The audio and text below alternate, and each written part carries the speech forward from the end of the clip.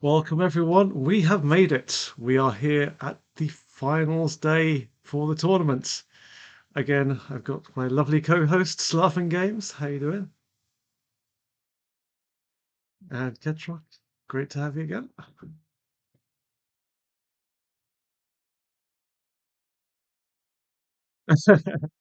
When are you ever ready? Actually, no, you showed up on time, so it's good. You know, it's ah. Wait, you're not muted, are you? Chance to say something? Oh, okay, Through the stream, Ketrock or myself. okay. Now try now. No, you're coming through. I hear you laughing games. Maybe it's just me. Oh, Ah, No, okay. I'm coming through too. We're good. We're good. okay. Yes, False alarm. apologies, everyone. I need to set up my devices better. So Hey, we're just No, having the finals be the way we started yeah. off with minor exactly. audio blips. I was just introducing everyone and complaining about Ketrock always being late again, but she wasn't this time, so I shouldn't. So yeah, you can fill in the gaps for yourselves, guys. I'm sure you know the routine by now. It's Yeah, it's all good. in fact, I don't think we've ever had like a whole intro because there's Just- always something going on, but There's then we always always fix it. So, yeah, yeah, um, exactly. there's a reason why we call it the SC2 AI Community Tournament, and that's because we're grassroots and Yeah, we are we are the base level community here. We're not the professional guys. So we're not your probots professionals. None of that kind of like production value stuff around here. Anyway, let's take a look at where we are with the tournaments currently. We are at the semi-final stage. Last week we had Eris continue the serene progress by beating Sharpened Edge 3-0. We had Zozo overcoming Tia, Benbot BC coming out through against Anibots, and Avocados pulling up a huge upset against Negative Zero twice. Okay, not only did Avocados beat Negative Zero once, it came through. We had to replay the games because of a technical issue with Negative Zero. So he came through again, and instead of a 3-1 victory, it was a 3-2 victory. So yeah, super exciting. And we got an extra cast out of it. So, can't complain. yeah, it was that rematch between the two was Oh, probably one of the best series we've had. Yeah. There was so much going on. Despite identical openings from Avocados, we got five different games just due to little things, and the yeah. way that Negative Zero kind of counters the timings were so pivotal. Um, yeah, and now we're gonna have two more best of five, well, three more best of fives, and we are doing a third place match, eh? Or Yes, yeah, we are. oh, okay, So, I didn't know uh, that. yeah, so I think kind of like I was going back and looking at the final game of the 3-2 series between the Avocados. It turns out what the one of the main sort of like change points for it was his probe survived longer, which dragged his army back into the back of his base, which meant that his Phoenix didn't scout the army, which meant that he sent his Okay. army across. Hmm. And it's all these kind of little choke points that changed the game. And it meant that Negative Zero did not scout the army of Avocados, which meant that he ended up thinking that Avocados didn't have an army and sending all of his army across the map. So yeah, it's tiny little things that can change the course of SC2 AI history. Yeah, that was a great series, and yeah, Yeah. guys, click the like button for the final day. It's gonna be some good games. Yeah. All right, so let's get into it. Let's have a look. First up, it's Eris. Again, hasn't lost a game this entire tournament yet. Been serene progress. Uh, and he will be facing up against Zozo, who's pretty much come through beyond the odd loss here and there. Doing pretty well. So and Yeah, and Avocados like always comes with some fun strats. yeah, Zozo is he won some macro games, right? Like it hasn't been like a cheese fest for him. He's actually like shown that he can take on some counter cheese bots and beat them in the macro game. Yeah. Yeah, So impressive. uh, there was definitely some improvements, I think, put into Zozo's macro from the SEMA things anyway. Because yeah, they performed quite well, and we'll see whether the macro is going to be strong enough to go toe to toe with Eris, or if it will fall back to the classic Zozo cheese. Yeah. All right, let's get into it.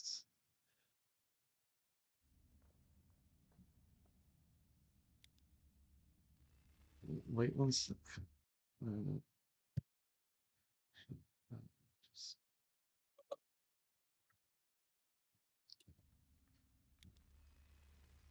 Okay, here we go. In the first best of 5, we have Avocados spawning in the top right-hand corner as the red Terran, and Benbot BC as the blue Terran down in the bottom right.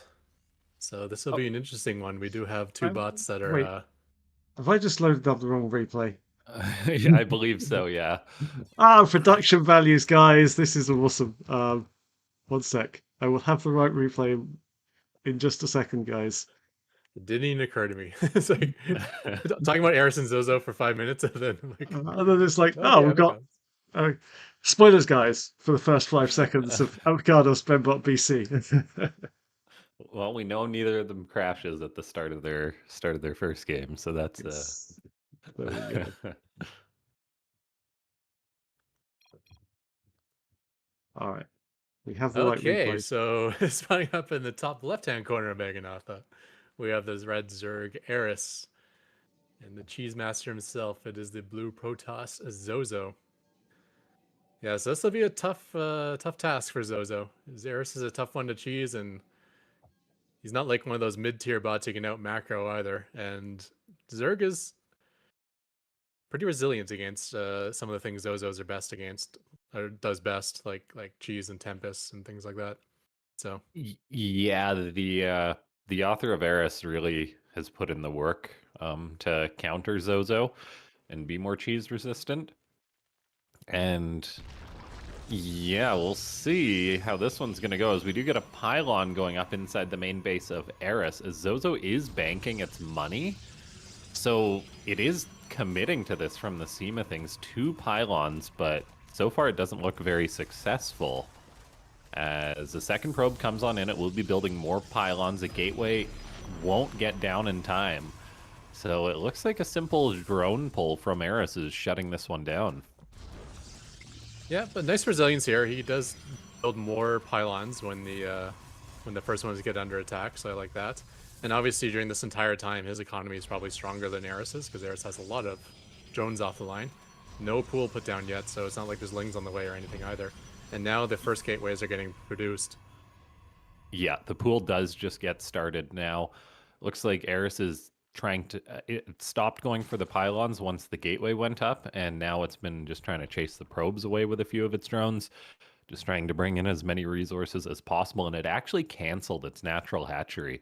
That was pretty close to completion, I feel, as the drones are able to kill a probe, but not before it gets another gateway down. I'm not sure Zozo has room to build any more gateways, so No, we'll it see if doesn't. 3 can get it done here. Yeah. But nice resilience, and I also like how like he finds the places to put these gateways. Because obviously he likes building that flower of 4 gateways, and here he is obviously with the creep and the drones and the pylons, he had to like switch that up. Okay, we get a spine and a roach warren on the way for Eris. A queen's building. No lings have been produced so far, so I'm guessing it's going to be drones trying to hold until roaches can be produced, along with the spine crawlers. Yeah, I love to see those ults go, and there they go right now. Drone's getting pulled to deal with it. It does cancel one of the spines. The second one is the fresher one, so that one is will be finishing very soon. Yeah, Zealot's really taking a nice lot of drone damage. micro, but yeah, okay, the one spine finishing up, and the queen is out too, so that will definitely help. Zozo loses one of the zealots. More drones are being pulled to help buffer. Yeah, the one thing this build's maybe missing from Zozo is something to spend its minerals on when when it's not able to get all 4 gates down. I would love to see him be throwing down a Nexus right now, or maybe another gateway at home to help assist. Yeah, I honestly think like the first pylon placement too, because like it tries to build the first one on creep, but that's pretty easily accessible information where I think they could just plan their initial placement off the side of creep.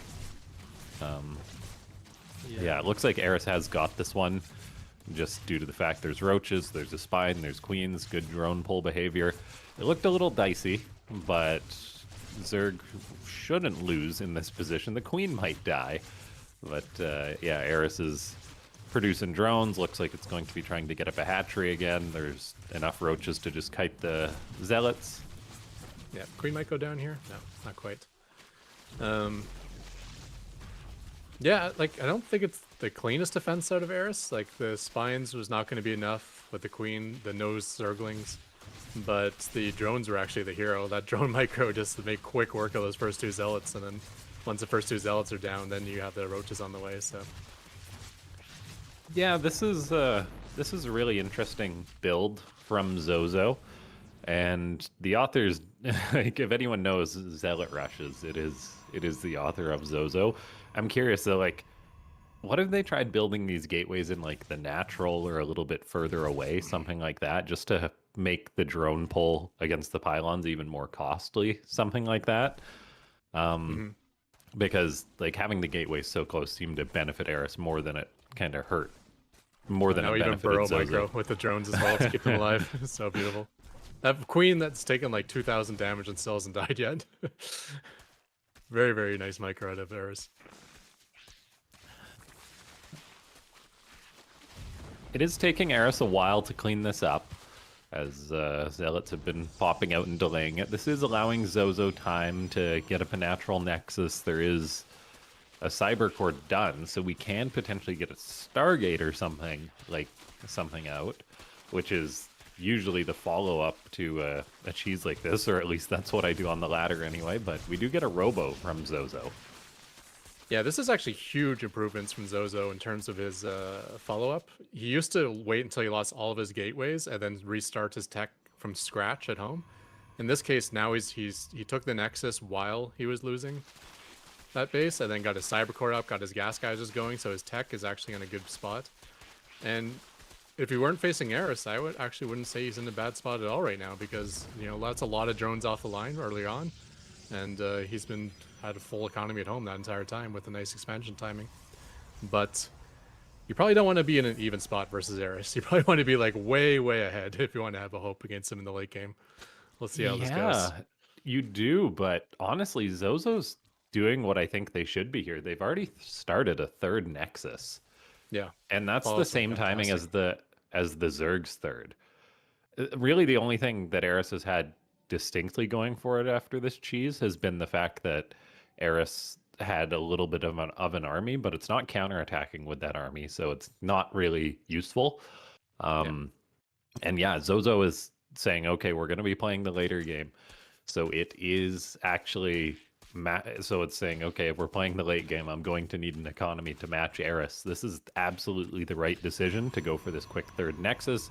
The author's now throwing up a Stargate, rebuilding their production inside the main base, getting up a forge. Like, Zozo should be okay to play this one out, unless Eris goes for one of its, like, sort of mid-game timings. But I think it's usually just a Ling Flood, and it's not going for that, so...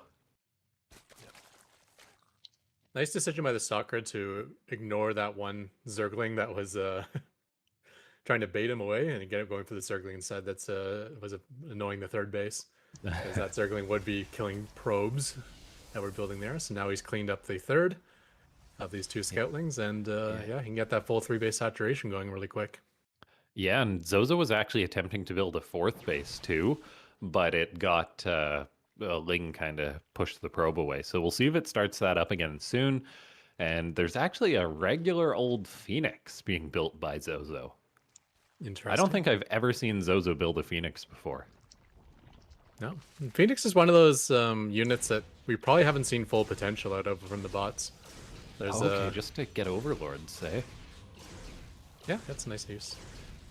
Typically, I would suggest a Void Ray for something like that, just because a Void Ray can also do a whole bunch of other things for you. If you just want to clean up overlords. But if you want to go into multiple Phoenix and start like picking up things, and that's something we haven't seen bots like really abuse really well. I would love to see a bot try going mass Phoenix.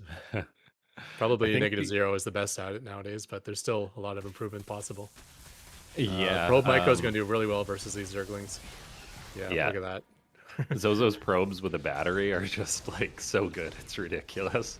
And the Phoenix does find a slow overseer, so that's a big deal, denying Eris's vision.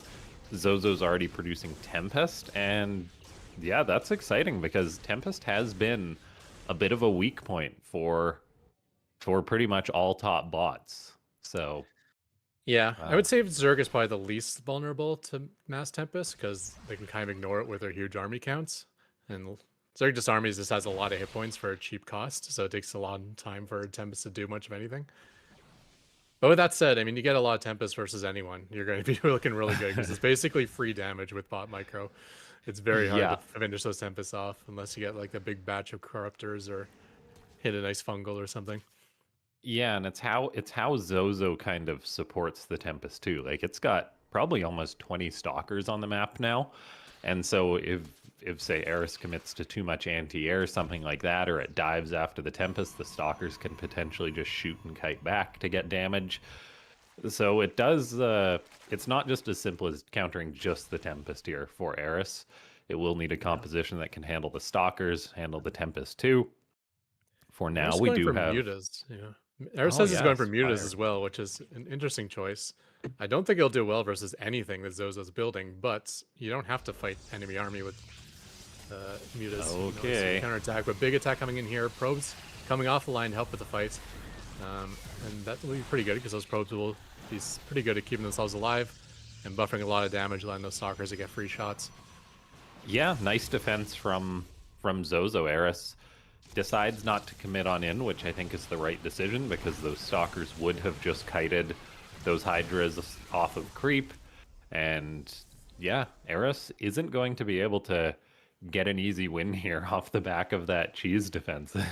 we're 11 minutes into the game, and I didn't really expect it to necessarily get to this stage. Yeah.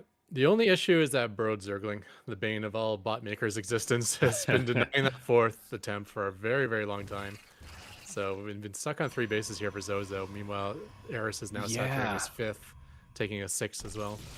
That is majorly problematic. Like Zozo's a top bot, so you don't usually think of it struggling this much with the burrowed Zergling, but I'm not sure if it's got an observer out or what. As Eris is attacking on in, Zozo's stalkers are actually kind of caught in a corner. The Prism is evacuating some of them that are surrounded to the high ground, which is important. The battery's out of energy, though, and so Zozo takes not a great trade against all these stalkers. We even get a fungal as well. The Tempest are shooting, but they don't actually kill units that quickly. So that's a trade Eris is probably more than okay with. Yeah, nice work by the Prism, though, to try to save some of those stalkers. You can see a lot of them are very deep in the red, which means that's a lot of kills that didn't happen. So he salvaged that as best as he could. There's that creep cool car. queen with the Overlord doing forward tumors. We did get the cannon down, though, to fortify this new base. So there is a 4th on the way now for Zozo. Meanwhile, Zozo's pushing out on the left. I'm going to try to see if he can get at least some creep denial, but yeah, that's a small army, so he's going to have to be very careful Yeah, out it's on creep too. quite scary. Eris has and got all the Corruptors as well. Corruptors too. Yikes, that's going to be it for these Tempests. Okay, yeah, Zozo looks like it will just be taken down by Eris in the mid game here, as Eris did just have way more supply. Denying on the 4th base was probably a pretty big deal in this game. Like, it was probably denied for at least like 4-ish minutes, which is a long time in StarCraft 2. It might have allowed Zozo to have a bit more mass, and then just that fight where it got some of those stalkers caught, it might have kept more of its army alive. But, yeah, well done by Eris. Yeah, like you said, like I think he was trying to throw down that 4th when he had 1 stalker. So it was very early in the game. He was trying to go for that big 4-base economy. Yeah, definitely the right idea by the author to try and keep pace with Eris's economy. And if they had got up that quick fourth base, the game maybe could have been different. Yeah.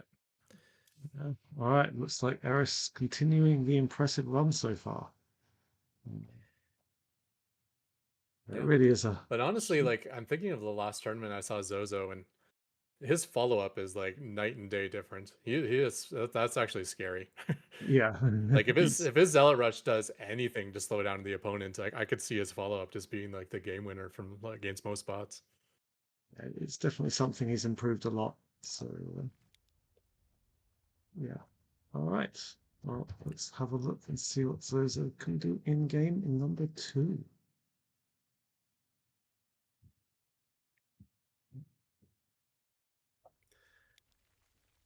Okay, so here we are in game 2 on Ultra Love. Eris up 1-0 is the red Zerg spying in the bottom left. And up in the top right, we have Zozo once again sending out an early probe. And yeah, I like it. Just because I know his follow up is so strong now, I'm not so scared about whether he has to actually win the game on this cheese. I would like to see him try maybe setting up the Zealots maybe outside of the main base. I agree Just as on that one. Just as a shakeup. Although, you know, considering how well Eris held, I think Zozo did as well as he could being in the main base. He has a lot more space as well now. There is a lot more space, yeah. That we'll see if this will make a difference or not, because who knows, maybe Zozo can fit 4 or 5 gateways or something in here instead. It already has the 3 pylons going up quite quickly, and we'll see how the timing works out. I think it's going to get the first gateway down much sooner because that pylon's already done. Yeah, this is going way better for Zozo. The first gateway had to wait for the second pylon in the previous game. Eris is already abandoning part of the drone pull, although those 2 drones are sticking it out to finish off that pylon, which is a nice little touch. But yeah, it's going to be more about those, more about the spine, queens, and roaches already. And yeah, this timing is going to be a lot tighter for Eris to deal with. Yeah, and the nice thing is, like, since there's so much more space, all these pylons are powering everything. So it's not like killing that pylon like depowered The one of those probes attacking gateways. now. Look at this. Zozo gets up the last gateway it wants to build, okay, and then it starts being a jerk with the probes. I love it. Not leaving those probes as a resource on the table, getting them to do what they can. The first 2 zealots are already being chrono boosted out. The spawning pool is not even done. Yeah, and remember how important the drones were to the defense last time. So any damage you get on the drones here is actually key for helping the zealots get through. Getting these drones into the yellow, into the orange, that's a big deal. Yeah, that might make it 1 less zealot swipe to kill the drones. That spine's going to be canceled very quickly.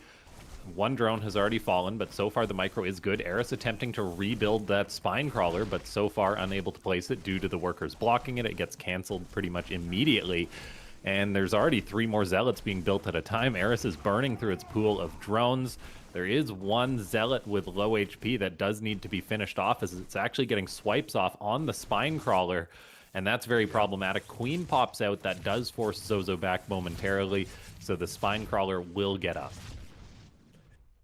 Yeah, but I mean, all the zealots are still alive. Those shields are going to regenerate. We'll see how the second push goes. I wasn't so happy with the way Eris held last time. I felt it was like it was all contingent on the drones. So now that they get a much better attack out of Zozo, we'll see that Queen will end up surviving just barely, but a lot of drones to go down again. And now the spine crawler. Oh, Zozo pulls back. Yeah, but I don't mind that. You know, he gets to regen those shields yet again. Oh, this queen is playing with fire. Yeah. Another queen did pop out, so that's going to add to the HP pool to buffer for this spine crawler. The spine, though, is eating more shots. Drone is pulled off the line to try and help, but Eris is down to 6 drones. Yeah, those drones have been dying the entire time. He's been keeping the spine and queens alive, but the drones not so much. Yeah, and now the spine's dead, so I think Eris is dead too. Queen's going to go as well. Yeah, queen is down. Yeah, it's just, against something like this, like trying to wait for roaches, and especially if you're going to invest in burrow as well, it's almost like if you can hold that long, you've already won anyways. So yeah, the roaches really aren't key to this defense. It's more, I would really prefer more spines and zerglings and skip the roach horn altogether. Yeah, I think Eris did build some drones between the time of the spawning pool being done and like building the spines too. Yeah, those were a few lings that would have helped out a bit more. All right, so Eris has lost its first game of the tournament, and it So we're is in no game one. longer. Yeah, Yeah. In game one, it felt like the key factor was like the drones just being so good against those initial two zealots, and in game two, it was about the probes getting so much chip damage in to make it so like the zealots could actually clean up the drones. yeah, I reward both those victories to the workers of the match. definitely. Victory to the workers. We're all communists here. Maybe not. All right. Anyway, let's have a look at game number 3. Sorry, I can count. What was that? Yeah, now that Zozo has got that first point on the board, it really puts this series more up in the air. Hmm. Yeah. I mean, I think if I had to pick someone, I'm kind of liking Zozo now. I think Eris is probably the toughest matchup for him, but I'm liking everything I'm seeing out of him. Just to get the intros the way, we got Eris in the top left as a Zerg and Zozo down in the bottom right, and we are 1-1 now. And like I said, I'm so impressed with the follow-up of Zozo. Like, I feel like he doesn't have to win with this Zealot Rush. Like, if he Yeah. just like does like pretty good damage, then I kind of like his spot for the Oh, and follow-up. look at all the Yeah, space here on Pylon too. yeah, yeah. The other thing Although is we Eris do has have a been Pylon for Zozo back at home. okay. Interesting. Okay, I'm just gonna step aside. I'll be back in like 60 seconds. Yeah, no problem. So this time Zozo just coming in for the scout. I would love to actually see him throw it on a pylon, just because we've seen what Eris reacts with like 6-7 probes off the line. So you know, throw that down, get Yeah. 7 drones offline at the start of the game, and then cancel. it's 25 minerals to like completely mess up your opponent's economy. Definitely And you worth definitely it. have to respect the pylon of Zozo, as it's super scary. Yeah. So interesting in that Zozo's choice, where he wins with the cheese and then immediately abandons it. I do like how he's kind of tries to stay a step ahead in the mind games. He's like, well, Eris might switch up his build, so I'll switch up mine as well. Yeah. Eris, meanwhile, Normally, taking a third base here. Yeah. normally you'd get drone robots that would just kind of like say, "Oh well, I've won with a build. I'll keep growing it." But anyway, here's Laughing Games back. So yay. Yeah. Thank you. Yeah. Um, So was there a pylon block at the natural, or is Eris just being a little cheeky with the placement? Yeah.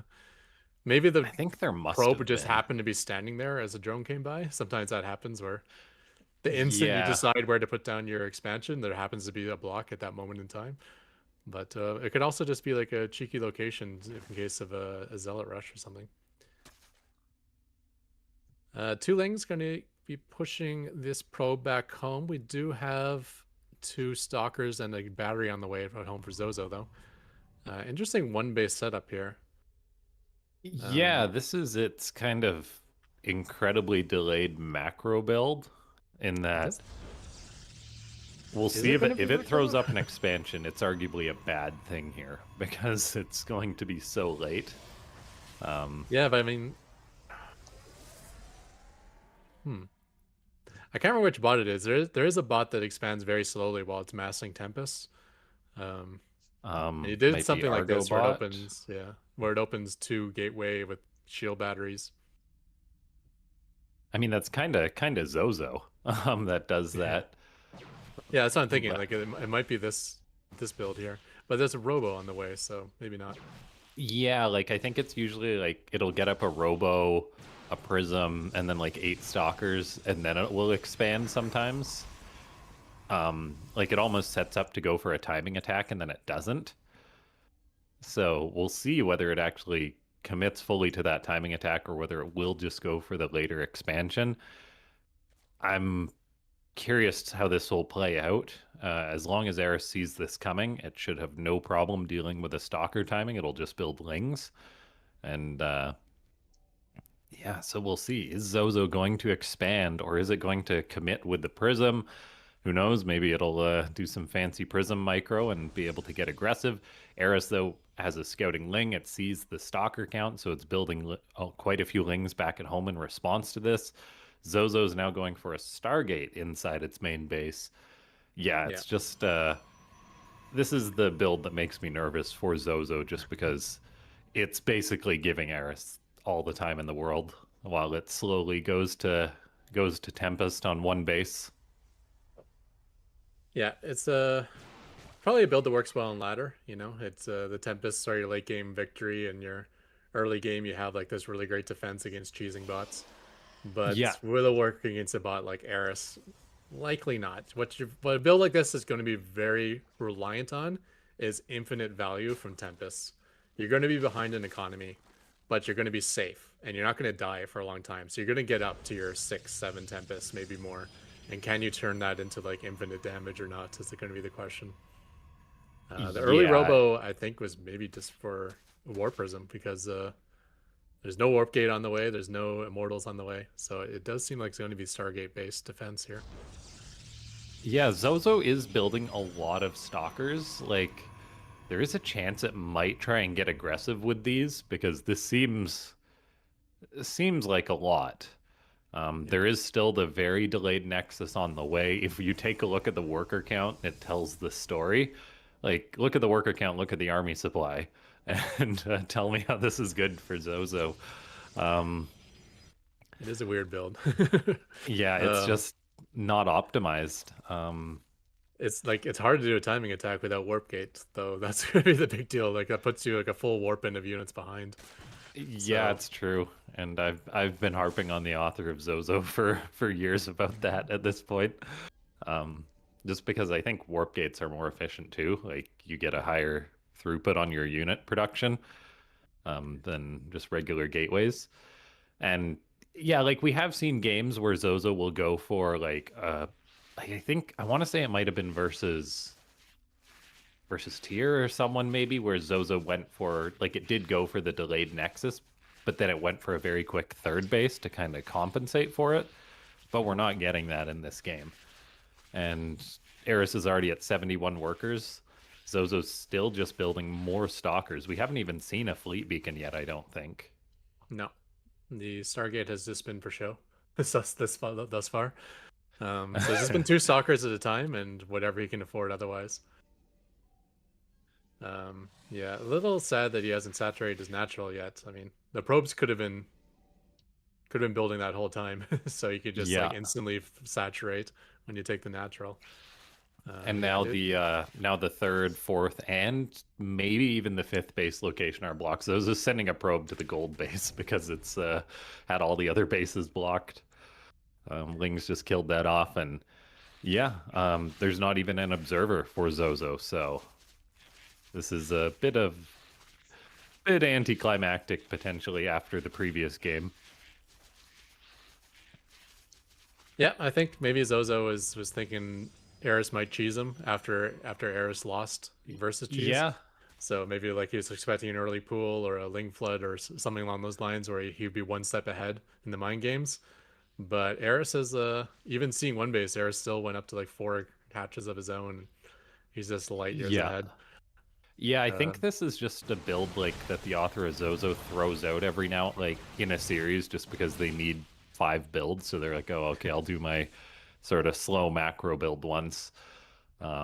Yeah, Eris is falling back away from all these stalkers. The Zerg, though, is up 30 army supply, pulling back to creep. Not a bad idea while it's waiting for 1-1 and range on the Hydras. The Zerg, though, is still building drones, as bots can do that macro while they also are microing their units. There's an infestation pit on the way. Zozo poking out a little bit, but it is securing a third base back at home. yeah, that's good. So he was able to clear that out. I mean, he has been building 2 stalkers at a time, and he hasn't lost any that I know of. So he must have a pretty decent army count at this point in time. It's Yeah. 62, so I guess that means 31 stalkers, or maybe 30 with a war prism. Is a few Lings are really trying, but they're not having a ton of success there. So that's actually a rare blip with the Lings from Eris. Usually they're pretty on point, but the Hydras just put out so much damage. They do have their range, which makes them way better against the Stalkers. And Eris is just happy to trade out against these Stalkers, although it does retreat momentarily. The Zerg's actually firing up 10 drones, so this is making me a little bit nervous here. As yeah, Eris maybe not respecting this as much as it should, as the Hydras are fighting the Stalkers. Zozo is getting efficiency with that Prism, and it is doing a great job keeping those Stalkers alive. Yeah, I mean, unbelievable efficiency. If you guys want to see something great, just like rewind and check out what that War Prism was doing. Every single Stalker, as soon as it ran out of shield, was getting popped into the back of the line. Yeah, nice concave for Lings will Eris. help a There's lot, some though. Lings yeah. and Hydras is the ultimate combination versus Stalkers. Lack of link when oh man.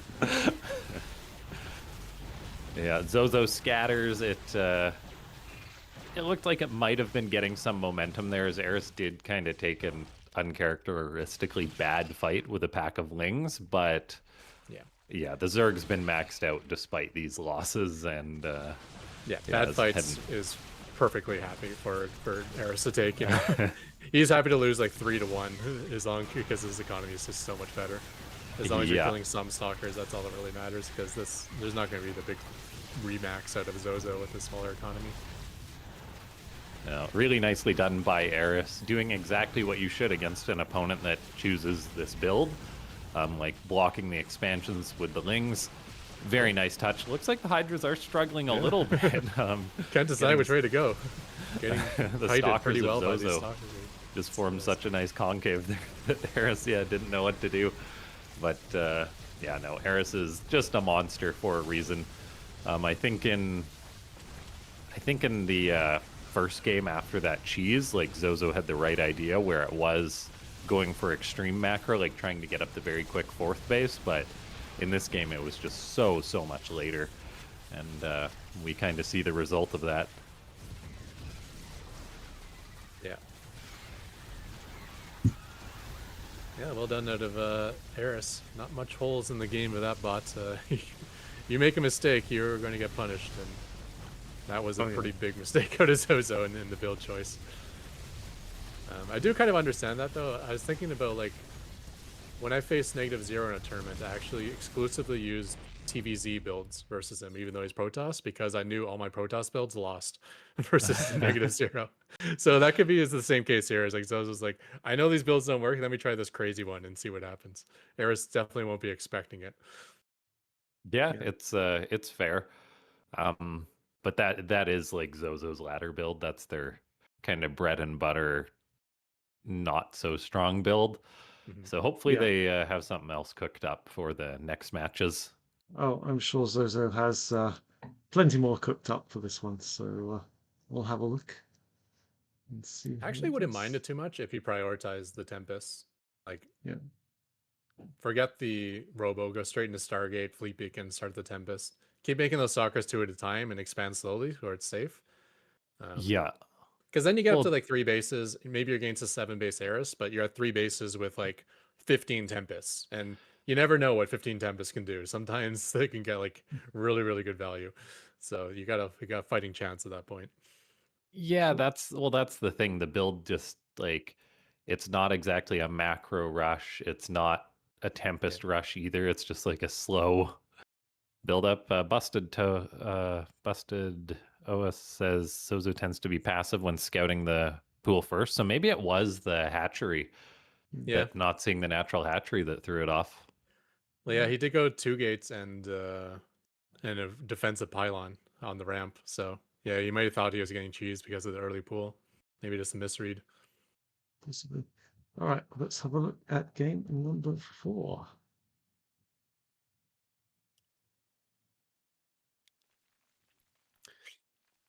All right, we are on Persephone this time. Eris is up 2-1, and is the red Zerg spawning in the top left. And with the vertical spawns, we have Zozo down in the bottom left. So still a long rush distance for this map, just the way the terrain is mapped out. But again, a pretty good wide open area to throw down lots of pylons and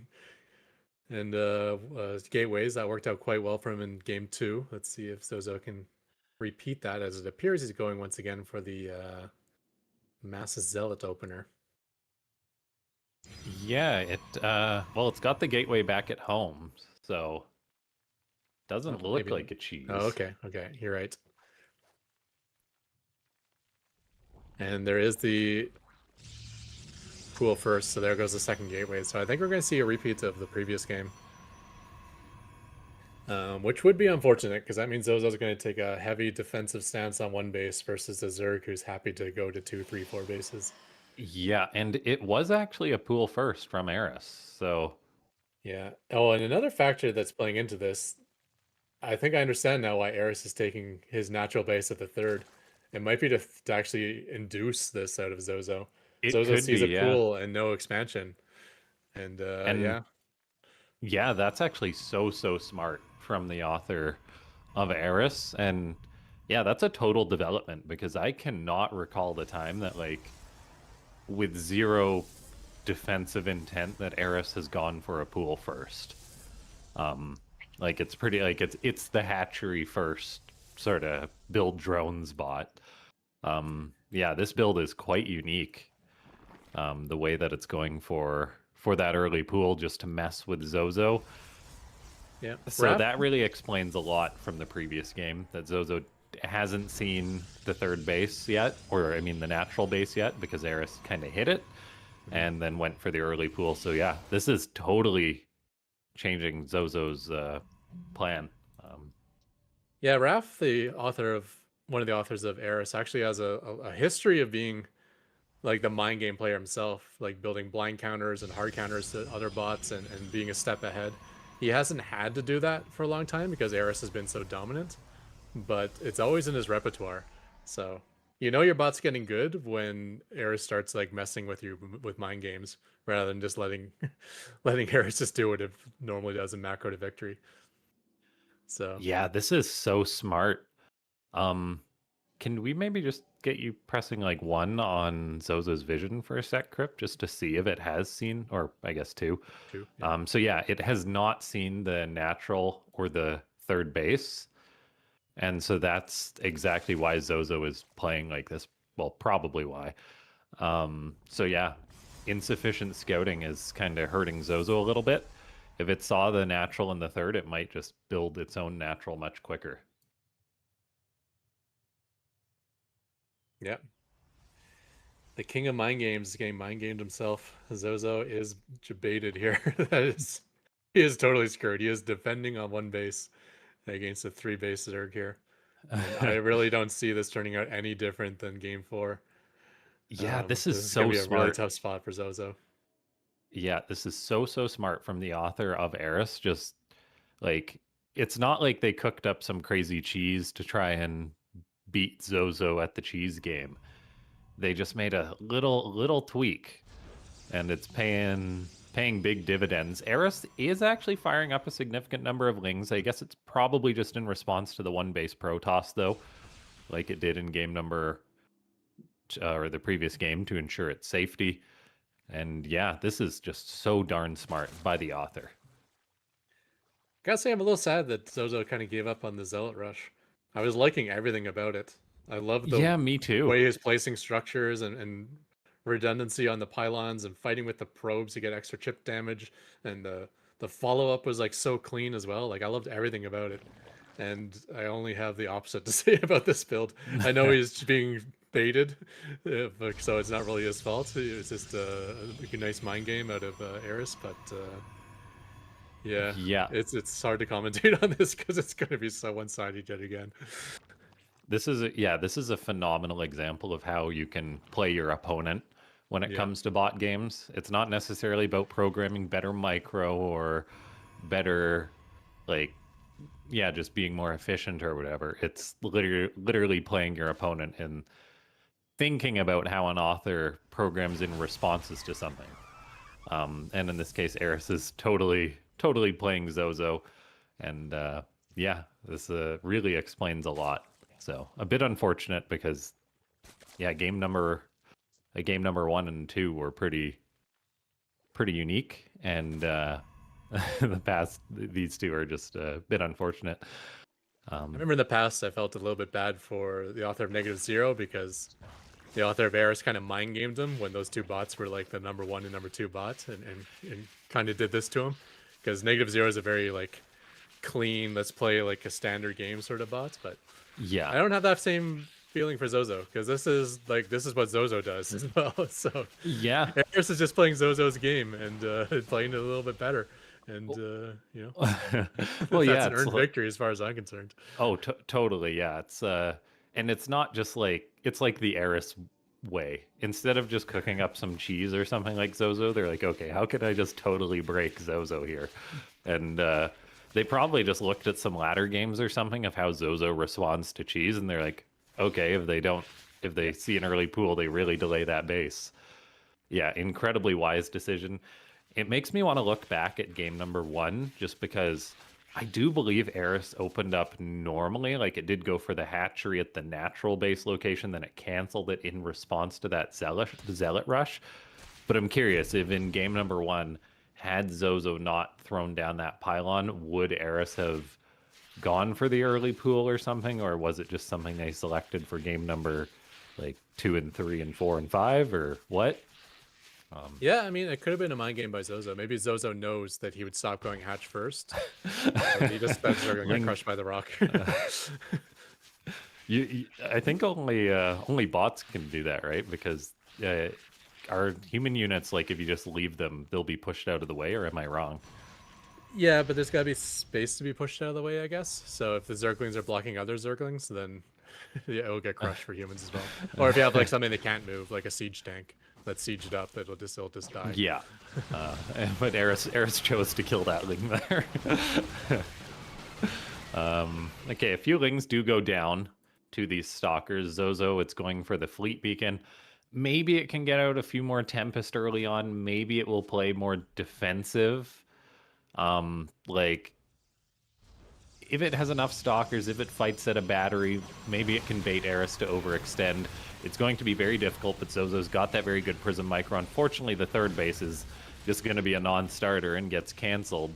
So Eris already finds some really nice damage, but maybe with Prism, I don't know, 10,000 APM in a dream, Zozo can get lucky here and Eris will maybe overextend. Yeah, I mean, Zozo did have a lot of nice fights in the previous match. It was more when he pushed out on the map himself that he got in a lot of trouble. So if he takes a defensive stance, but in losing the third, I don't think that's going to happen. He's probably more like, okay, let's go. Yeah, now moving out against a maxed out Eris is not something you want to do when you're on 62 army supply. Zozo maybe could play this out if they stayed defensive at like their natural or their third base, but there's not a lot of roads to victory here for the Protoss. We see Eris set up a massive surround with the Zerglings. Hydra's coming in to deal the damage while the Zerglings tie up the Stalkers. So much surface area for the Lings. A fungal getting thrown in there too, I believe, and Zozo's army is gone. Yeah.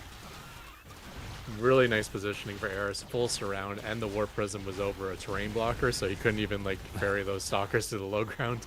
It was probably the worst case scenario for Zozo and best case for Eris. But not by luck though. Eris, like he built that surround, which is really impressive. Yeah, the micro is so good for Eris with the Lings. Even the probe micro's getting hammered by the fungals. Oh no, the fungal on the workers, and then the lurkers too. Yeah, Eris looking dominant as ever, will secure its position in the finals.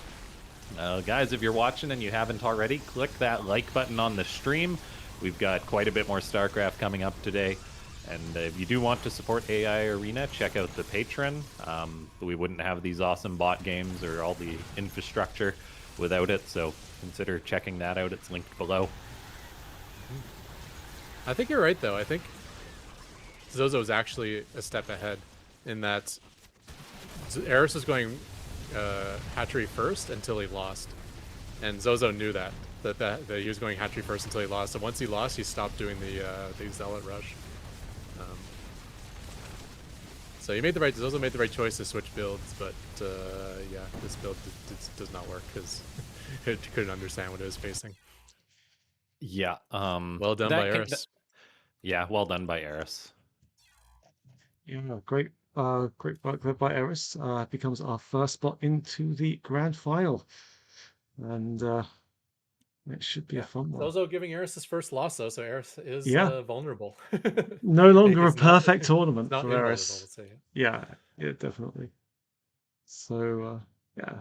And if you force Raph to mind game you, that's a victory in itself. Because that means he's actually scared that Eris could lose. Yeah. Yeah. There's a lot of bots that he doesn't even think twice about. Probably just throw Eris at him. Eris will do his job. It'll win. Yeah. Zozo is scary, so you gotta give it a little extra effort to stay a step That's ahead of him. a victory in and of itself. So, Yeah. all right. So Yeah, that next, was a sorry, go ahead. Oh, I was just gonna say, I think that that's also something that probably games like that probably motivate the author of Zozo a little bit, I imagine, because fixing that is not too much work. All they need to do is scout like the natural and the third and the fourth, and then And they'll then probably Yeah. Eris will move his expand much base to quicker. fifth. Or Yeah. maybe just make your one base defense less committed, I guess, Yeah. Definitely. because it could also be just that that's a big overreaction. Yeah. All right. So next up, it is a Benbot BC.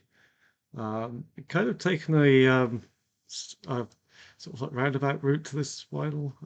Lost to -0. Came through. His only loss so far, which is not too bad. Um, Came through in the quarterfinals 3-1 versus Annie, which again, pretty good bot in Annie's we've got.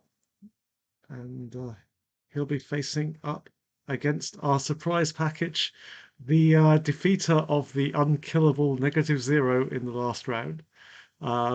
Is undefeated since a loss to Small Blight in the first round, has come through 4 in a row to get here. He's had a hard route, but he is here and he's done so well. What chances to see Avocados in the final?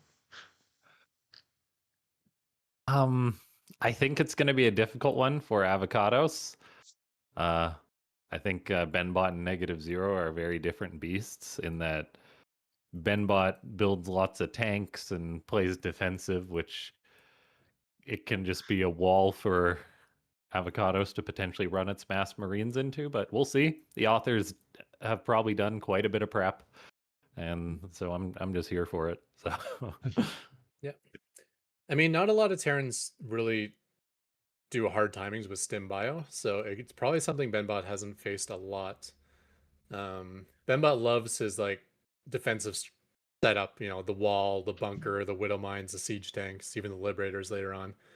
But I've also seen weaknesses in Benbot's defense, like especially if he goes for the bunker contain. There's usually this window where like you break through the bunker and you can just go and like flood your way right into the victory against Benbot because he is too committed to the bunker contain.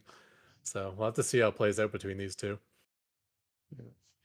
It should be a fun But one. yeah, I think we're at the point now where it would almost be surprising if we don't see Benbot in the final four. He's really stood out as maybe not at the level of Eris and -0, but one of those like bots that's like clearly top 5 nowadays. Yeah. So yeah, he's going to be a tough one to beat for anyone. Benbot is pretty much a hard lock for top 3 bots. It really struggles against top 1 and top 2, but everyone else Benbot does very well against. So Yeah, let's see how it does. Yeah, let's have a look at the game.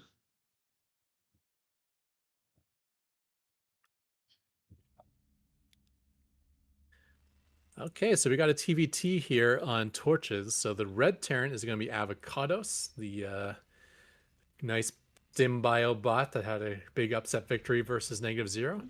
And then in bottom rights, we have the consistent bot. It is the blue bot, Benbot BC.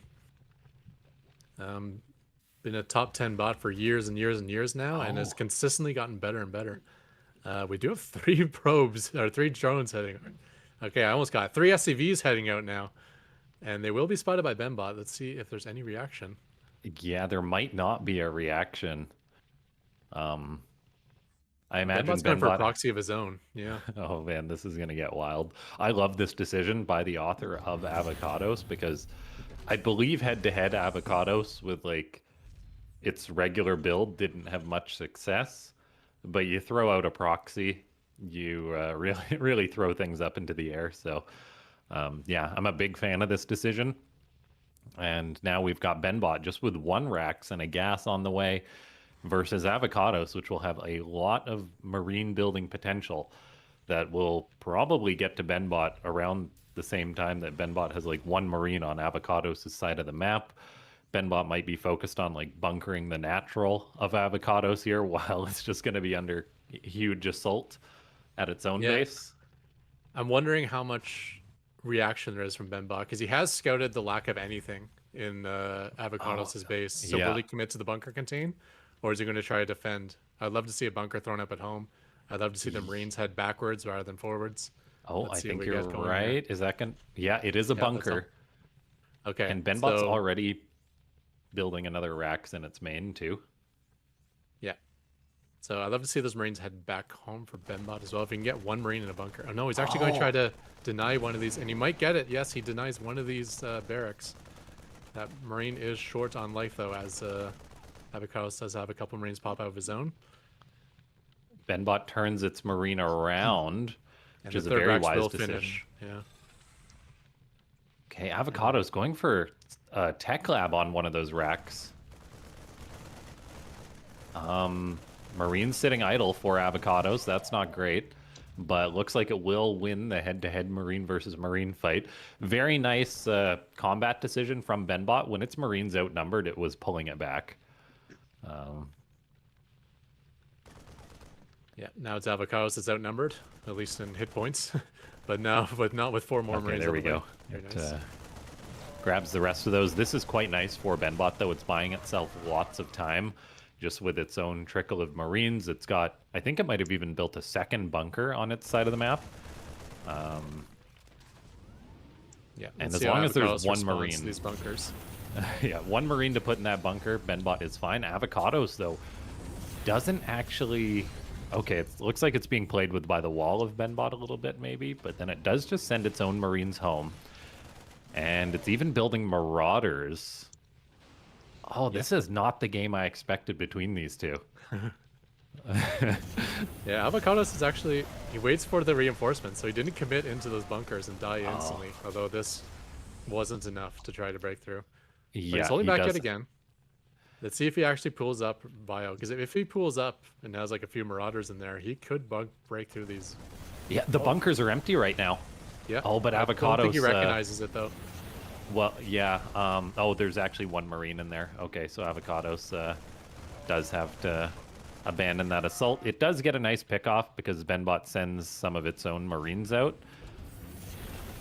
Avocados has got a command center going up on its side of the map. It's stimming forward. It targets down the SCV. That's quite nice. Unfortunately, it will not have enough supply to actually break that bunker, so Benbot can just pull more SCVs and repair. We've got a situation that where both bots are expanding behind this. He's popping out to Avocados... die. Like Yeah. Avocados is just killing so many more Marines. I know the bunkers are a big issue, and there's probably a siege tank on the way, but there's like barely any Marines left. One Marine left in a yeah. bunker. This could Let's be see a if window. Avocados can break through this time. Go for the tank. Go for the tank. Nope. Does not get the tank snipe, and now this is looking very good for Benbot BC. Even if he throws away Marines, I suspect that high ground siege tank is going to be a lot of issues for him to deal with. Yeah, we'll see how Avocados treats this, though, because it kind of made its name for itself. Oh, it doesn't have the best anti-tank behavior there. Avocados made a name for itself because it wasn't just like a one-base cheese bot. It's got this sort of great macro sequence. So I do expect we'll see like a third base at some point. We'll probably see 1-1 starting. It's quite wise in the regard of when to macro, when to retreat. It might struggle a little bit against the tanks here, but right now it's 2 base against 2 base. Combat shield or stim gets interrupted. Yeah, Or that no, was the stim worst one to finished. lose. That must have been concussive shell. Oh, okay. Yeah, that's fine then. Not the biggest deal is concussive shell, and he will be able to get probably even concussive shell will finish. We'll have to see if this Marine. Yeah, I think he'll get all of his upgrades done. I'm a little bit worried about what these Marines will do, being proxied across the map. Because if they're just going to keep dying to siege tanks, that's going to be bad for Avocados. Yeah. If he can pull back home and like build up that force at home that he likes to build, then he might be able to get to a big enough bioforce to actually break through. This is such a wacky situation because Benbot's still got its 1 Rax on the left side. I think it's actually being attacked right now, maybe. So both bots are kind of just spitting out bio units that are skirmishing and have been all game. We've also got this very unique situation on torches in that Benbot's mining out the gold base wall at its natural. The rocks in the middle of the map will be dying. A Marauder is going to get picked off. That's quite nice for Avocados. So the pathing on this map will change as well. And we can kind of use that rock. If we look at the sort of the center of the map where those two rocks are, those will eventually die and change the attack paths here, which could be a good thing for Benbot, could be a bad thing. I'm leaning towards bad thing just because the more attack paths for the probably aggressive Biobot, the better. Avocados does have a third on the way, which is quite nice.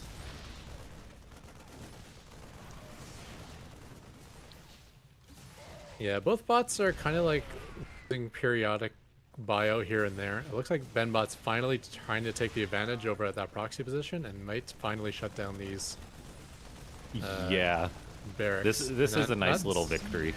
Yeah, I don't know if that's necessarily a bad thing for Avocados too, because I think this trickle of Marines that were coming out where it's not doing so well, they're all getting damaged or dead on the way back home, so I would like to actually see these barracks get rebuilt at home anyways.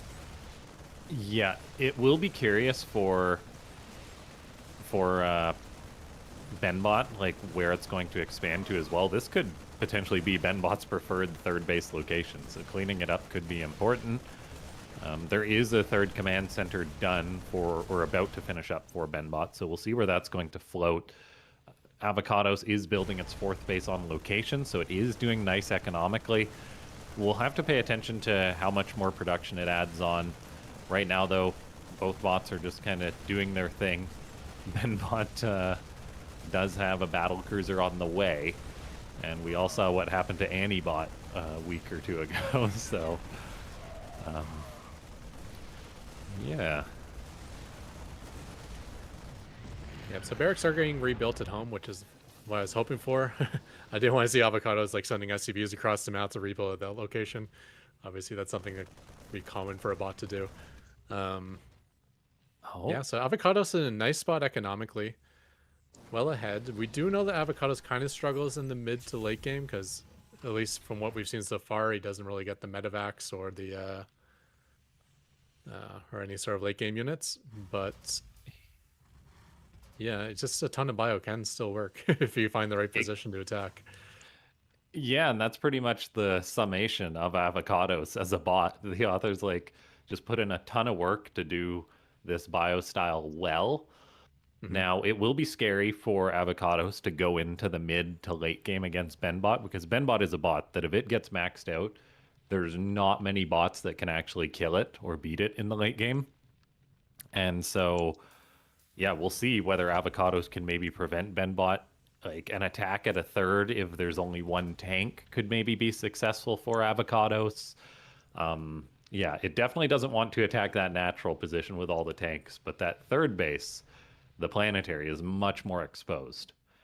And there is a world in which Avocados can maybe kill that off, and it looks like it's heading that way. This could be big. Yeah, we'll see how these split off, see if they focus down the SCVs right away, or if it's just going to be planetaries and siege tanks just destroying them. Oh, they're heading towards the natural, not the base. That's not ideal for Avocados, as it is taking the kind of worse attack path, eating tank shots on the way in. It's going to trade out, but not very effectively. This is exactly what Benbot wants, as Avocados takes a horrible fight and gives the supply lead away. Yeah, it's a very minor thing, but just the fact that his bio is willing to shoot structures, it kind of sucks because he blew all of his attacks on shooting an engineering bay. If he just kind of dove forward, he probably could have killed off all those siege tanks on the front line, which at least would have given him something as a trade. Avocados might be out of sequence or something here a little bit. There's an SCV chilling at the 5th base, but it has yet to start building that, and it's got the money.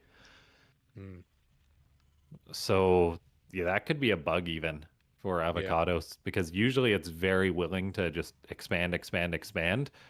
So the fact that it hasn't built that base makes me worried that this is like a bug on torches or something. Definitely could be. That mineral wall that's next to it can kind of screw up some algorithms for that decide where to place bases. I wonder if that's the case here. Is trying to build a base that's right next to a mineral patch, so it can't. Yeah, Avocados is building lots of Marauders, which is good against a meching-ish Terran like Benbot. But Yeah, if it continues to attack this natural, it won't have success. If this bio went for this third base, I think there's a good chance of success, but Avocados is going to bypass that planetary once more, try and break the natural, and this is exactly what Benbot wants. The bio stimming forward into the killing zone of 4 siege tanks, and then has to turn around. yeah, we knew the late game was going to look worse and worse for Avocado, but yeah, unfortunately, not even just one decent attack. I would have loved to see if he just like powered forward into that planetary, picked off all the SCVs and the siege tank. You know, there's a chance he snipes that third for his entire army. Maybe that's okay. I don't know. Yeah, it's it's really unfortunate.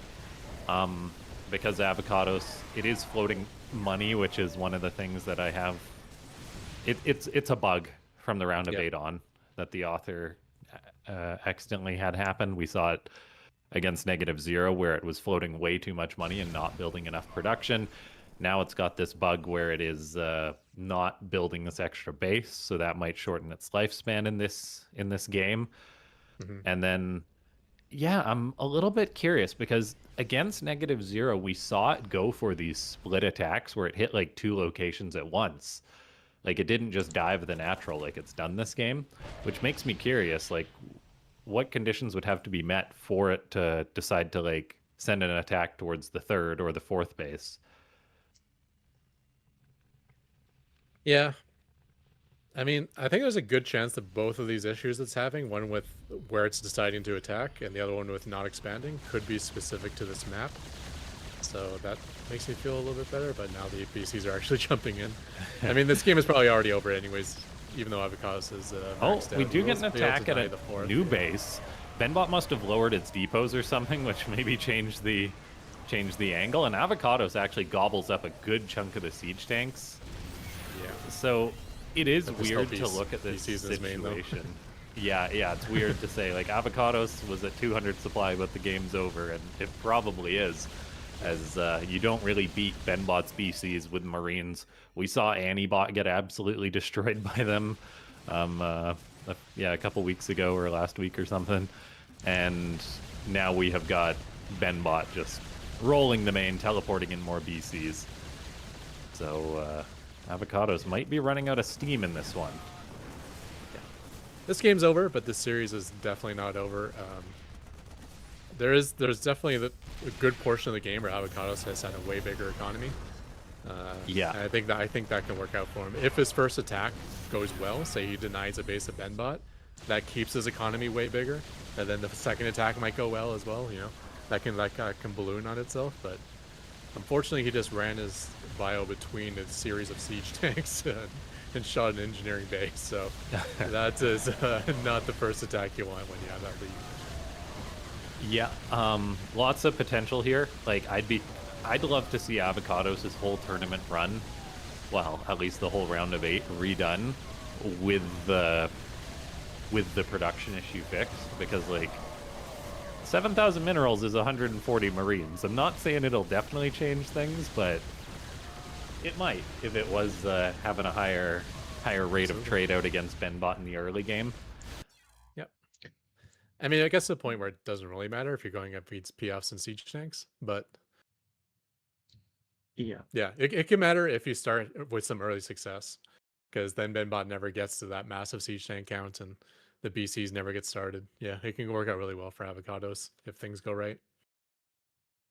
Yeah, I think it just needs to get out there earlier and not get distracted by the Marines running around from Benbot BC as well, because that's probably what done for it, unfortunately. But, all right, so Benbot BC will take the 1-0 lead. Let's have a look at game number 2.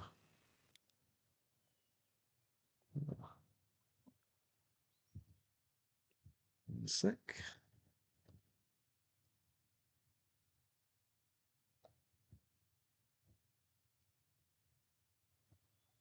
All right, Let's go. Okay, so here we are on game number 2. Benbot BC is up 1-0. And Avocados is spawning down in the bottom left this time. And it's Benbot spawning vertically up in the top left of Persephone. Once again, we do see a couple SCVs heading out. I'm guessing... It is slightly different, though, because 2 for each there's side. 2 instead of 3. Yeah, Benbot once again going for his bunker contained. So he does cut workers when he does this. So there is a cost to it, but he gets a really early bunker and a really early barracks. Barracks is not proxy that far. Oh my goodness. Avocados. Is this a Avocados blind? tags it. No, just what will happen here though? I thought he was just like yeah. He turns one around, you're right. Yeah. I thought that might have been like a super blind counter. It's like, I know where Benbot puts his barracks. I'm going to send 2 SCVs to deny it immediately. But he just tags, and it looks like he still wants to go for the proxy barracks himself. So kind of a similar situation to game 1. Benbot, can we see Benbot's vision? Did he actually go through the main base or not? Or he did. Okay, so Benbot sees the single gas, the lack of a barracks. I suspect you're going to see very similar to game 1 then, where Benbot's going to try to get up a defensive bunker. This time the barracks are much closer. There is no ramp that deny vision. So it's going to be easier for Avocados to really fight that front bunker position. But it also means he's going to be passing by those bunkers if he tries not to, tries to head home. This will be quite interesting. SCV game picked off right away. And there is no third barracks as well. That's also very different than game 1. So double Marauder. I think. Well, double tech lab at least.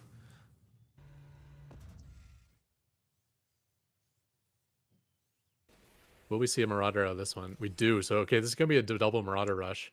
I'd love to see a concussive shell as well. Super cheap and fast upgrade. Can make these Marauders infinitely better versus an SCV pull. Yeah, Avocados has shown us good success with adding Marauders into its composition. When it started out, it was just a Marine bot, I believe, and he's Marauders the natural progression. I love that as well. Like, if you get up to 8 Marauders, that bunker's done. Like, a bunker and 1 SCV is not going to hold. So how many Marauders will he go up to? So he's going to have to 3. Let's see if he stays out of bunker range, though. Well, now going for that Marine. It might be going for that barracks. Yeah, he knows where it is this time, so... or just going home. The pathing, it's a little bit bizarre. Avocados will skirmish with the bunker, but yeah, eats some shots and then turns around. I still don't mind the mass Marauder setup. Like, Marauders are pretty good units, always. Yeah. Unfortunately, just some indecision, you know. Some of them are heading home, some of them are fighting. Yeah, it's got 5. Like, it's going to grab an SCV. Yeah. Just not enough decision making in this build. All the potential is there to like not take damage or to bust right through, but you have to commit one way or the other. You can even pick off that depot that's outside of range. Yeah, this is like again. Yeah, this is just not good enough. It's such a chaotic opening that like you can't really fault proxy the barracks as well.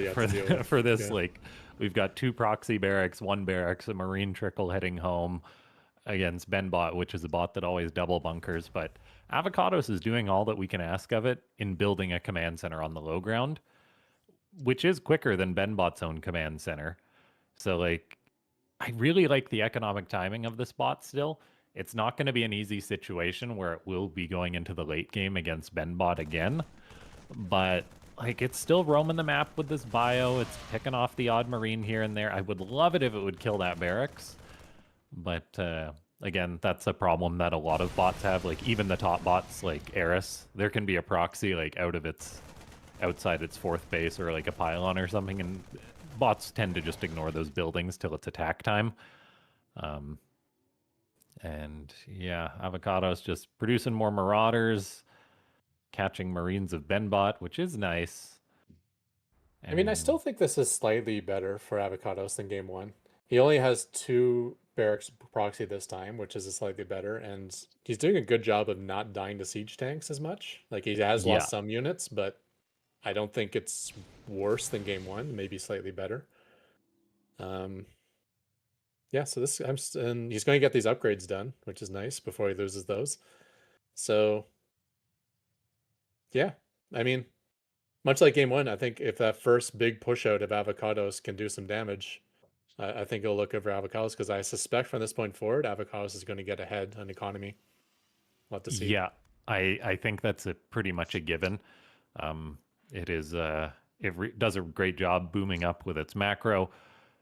Yeah, I think like a game against Benbot can really come down to where Avocados attacks. Like if Benbot's establishing a third, maybe a tank or two will be in transit. Avocados can maybe get lucky. It's not going to be able to break the natural wall, I don't think. But No. yeah, as Benbot expands out, there is a chance Avocados might be able to get a good fight. Get the barracks. Nope. Don't go into the siege tanks. Yeah, unfortunately, it's just the macro is awesome in Avocados. Some of the decisions, unfortunately, are just not great. So he does pull back. Okay, he only loses about a third of his army, but like it's yeah, costly. like its retreat behavior is phenomenal here. Like there are so many sort of bots that are as old as Avocados, like newer bots that would just lose all the bio there. The author has definitely put in the work to be as efficient and play with this bio style nicely. A third base is being constructed on location. Benbot has yet to start up its own third. Yeah, upgrades are looking good for Avocados. Macro's looking great for Avocados. He has taken a lot of damage, lost quite a few units, and the units he still has are quite battered. But I still feel there's a good chance for him. If he kind of waits a little while and then his next push he finds the third base, that could be good. His like proxy the barracks are Raxod- finally going down, but he has finished all of the tech lab upgrades. So, and this is actually good that it's dying fast because of these single marines that come at one at a time will, oh no, he's facing, he's gonna be losing that money. Yeah. Dear all authors, please put a delay on. But he's building marines now, the so tech that lab. means he won't build the tech lab. Yeah. Yeah, or only build the tech lab when it's safe, something like that. Yeah, Yeah, but that wasn't too costly. It's like in game one, I think he lost like a good 8-10 marines that trickled out one at a time. So this time he lost what, maybe 1 marine and 6 tech lab cancels. So yeah, and yeah, the map can totally change things. That's why doing a best of 5 between 2 bots, even when their openings are similar or the same, can always have different results. The positioning in these bot games really matters. Avocados has got its 4th base being constructed. Notably here on Persephone, there is no high ground natural for Benbot. So that could make a potential attack have more success. For the only Avocados. concern is that there's no direct path to the third. So I feel like Avocados might still attack towards the natural. We'll have to see. But yeah, the 2 major factors here is where does Avocados attack when he goes with his bio, and will he have that bug where he stops expanding and pools up 7,000 resources? Well, it's going to pool 7,000 resources. Just it'll definitely. Yeah, but at least it's if you're at least spending it on more bases, then at least it's going somewhere, right? Yeah. So here comes the attack, and it looks like it is heading towards the natural. There is no third base to attack, so like Benbot's kind of behind in that manner. Let's see if he takes minimal damage and goes back home. Getting a marine. Marauder. Oh, Avocados is Viking. chasing this Viking, but there we go. Now it's trying to break that wall. It turns around after the math is no longer in its favor, thankfully. Yeah. I did see something interesting there though. His units kind of split when he was fighting siege tanks. They all kind of like stopped being stuck together and like he had a little gap between all the units. Yeah, the author has done work to make their micro be very powerful. Oh, you know, it'd be so good for Avocados here. Like 100%, he's not going to do it. But there's a healing station on this map, and his bio would absolutely do amazing there. That would be mental. Might crash the game. Who knows? Very untested, the healing. I don't think I've seen a single bot use it. He needs to come defend this 5th base though. Where is he at? Right now? Its bio is just chilling at its natural, I guess. Nice little move out by Benbot. Yeah, and heading back, that's good for Benbot, because Avocados probably had enough to deal with that, but decided not to. But he's taking the base right away afterwards, so it wasn't too much loss. Just a Yeah, canceled command center and maybe 6 or 7 SCV deaths. that would have been a dream fight for Avocados if it could have caught Benbot's bio. So a Yeah, bit the Benbot's unfortunate. bio is mostly throwaway supplies, so usually if you take that fight, it's going to go good for you. The Benbot's Yeah, bio is usually not that heavily upgraded, and it's like you can see Stim's not even done yet. Um, and Benbot doesn't mind, that bios to oh, here we safety go. units. Oh, this is going to Uh, be painful as Avocados is looking for a fight. Some of Benbot's tanks are actually unsieged, so Avocados Yeah. gets 2 of them. There's still a bunker, Widowmines, Liberators, and more tanks in the back. But, I mean, at least it got 2 tanks. Yeah, I mean, if he was fighting into the tanks and bunker directly, it would have been absolutely horrible. But there was a force out front, so he was able to snipe 2 siege tanks, a little bit of bio. Yeah. It's This just is not going to go well because it's Marauders no. versus BC. He is going to stim back home. I do like that. Yeah, it's just so unfortunate because Avocados could have 80 more Marines right now if it had the but capability to spend its money. Like, it could be pulling maxed Benbot out out and of going position here again. as he goes into the third. There's a large attack. Oh, And there's only 1 nice. siege tank and an incomplete planetary. This could be Yeah, going quite well. Can he get the siege tank? No. The army's coming back and he will retreat, but he gets a tank for it. That's something. But it is kind of getting to the point where, Benbot's on 4 base now, and he has high-tech units. I would have liked to see a little bit more out of Avocados than, like, just somewhat okay trades. You really needed to, like, crush a base at some points here. Yeah, it's it does take another fight, but very overstimmed. The BC is like Benbot's BC micro is very good. I don't understand why it's not shooting while it's moving right now. But he's targeting a Marine that's out of range. Yeah, that's a bit of an issue. That's something that I've noticed periodically from Benbot. Bio versus bio, but Benbot has medipacks, so yeah. Yeah, what I do with my BC is I actually alternate frames. Like, give a movement command on one frame and then give an attack command on the next frame. That way it's always actually attacking. If you give an attack Okay. command every single frame, then you're going to end up getting what you had there. SCV is falling down here, and I think this might be the beginning of the end. Benbot's economy is now in fantastic shape, and he has every other advantage you can imagine. Yeah, Yeah. it's unfortunate. Again, I'm probably going to be saying this till the end of the series. Like, if Avocados just spent its money, like, the game could look potentially different, because there's a difference between fighting with 200 supply against 150 supply, and then if you remax quicker than your opponent, like, yeah, it can totally change the trajectory of a game. Maybe not this one, but still, it's difficult to sort of suggest improvements when there's that glaring sort of problem. So. Yeah, but it's not a difficult problem to deal with. Like, I think adding No. medevacs, for instance, is probably a lot of programming work, but for that, it's just kind of like having an algorithm to expand and having an algorithm to add production just based on your mineral bank, and that's not too difficult. I think the author literally said too that it's a bug. Like, they're aware of it, and they're like, "Oh, I don't know how that happened," or something. So, Yeah. So maybe the logic's already there, just something's busting it. could you actually press T just out of curiosity, Crip? Okay, so it's 8 barracks, so that's what it's stuck on. Yeah.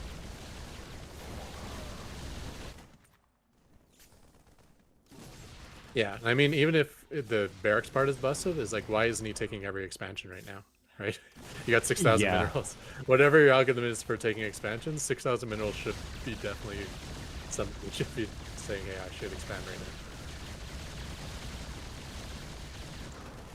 now. Okay, yeah, but Benbot's, like, I suspect for, like, lower ranked bots, there's probably not much of a difference between facing Eris and facing Benbot. Because there's 2 bots that don't have any holes in their game. If you make mistakes, it's over.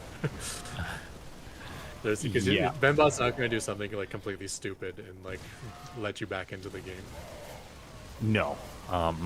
Yeah, Benbot is the late game Terran bot. Yeah, is so darn good. If you let it get to the max out, get a good enough count of battle cruisers. Honestly, bases are probably the most important thing. Like Yeah. the games that Benbot reaches 5 bases or 5+ bases are the games that Benbot wins. And yeah, I think it's probably safe to fast forward this one. Yeah, I mean, obviously the series isn't looking great for Avocados, but it's not looking like this is like a matchup he can't possibly win, like in the future, because he gets so far ahead economically, like just spending your money and having a slightly better decision making when on your attack, like when to commit and when not to attack, so you're not kind of like poking in, losing a bunch of hit points and running away. If you build up more and then commit to your attack, and then I could see you could just completely like stomping right over Benbot BC, absolutely crushing him, never letting him take a third. All Yeah, right. it's not over yet. That's for sure. It's not over yet. So we'll see if Benbot can secure the 3-0. It's looking promising though. It's not looking good for Avocados at the moment. It's just No, yeah. it doesn't seem to be able to get a handle on any of these games at all. So we'll see. I would love to see maybe no proxy barracks just to switch things up, you know. Yeah, Might that, allow him to get to the mid game in a much stronger spot. that would be good. But yeah, any other tweaks to win against Benbot, I think will take coding changes, which unfortunately you cannot do between games in the series. No, I mean I'd like But I to. could. Oh, that actually might be I've a been good shocked idea. before though. That might be a good idea for a new tournament. It's like you give the author half an hour to adjust his bot between games. That would be kind of fun. Yeah, you could do Anyway, like a tournament on like a mini game, and then do something like that. yeah. All right, let's get the game underway. We'll talk about that later.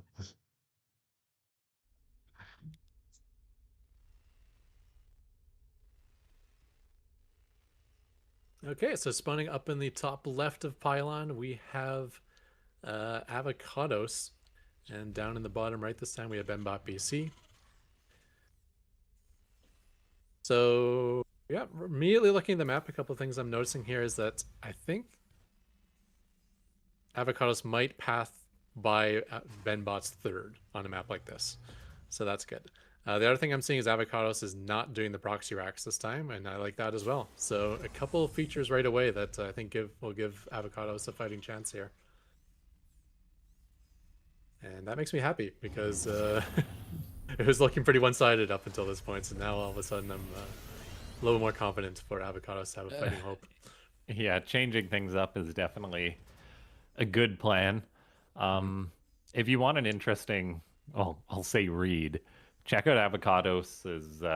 It might be Avocados Dev or Avocados on AI Arena, their match history, because you can see all the prep the author did for this tournament, and it kind of shows, and understandably so, taking on -0 was their biggest focus.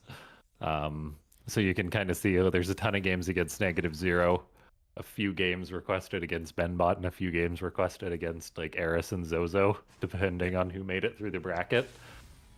And I mean, is this his first tournament for Avocados? It is.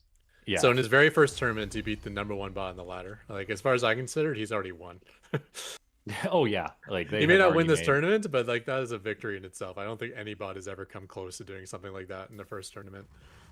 Yeah, they have already made a great name for themselves, and yeah, very fun to have a new author making such a deep run.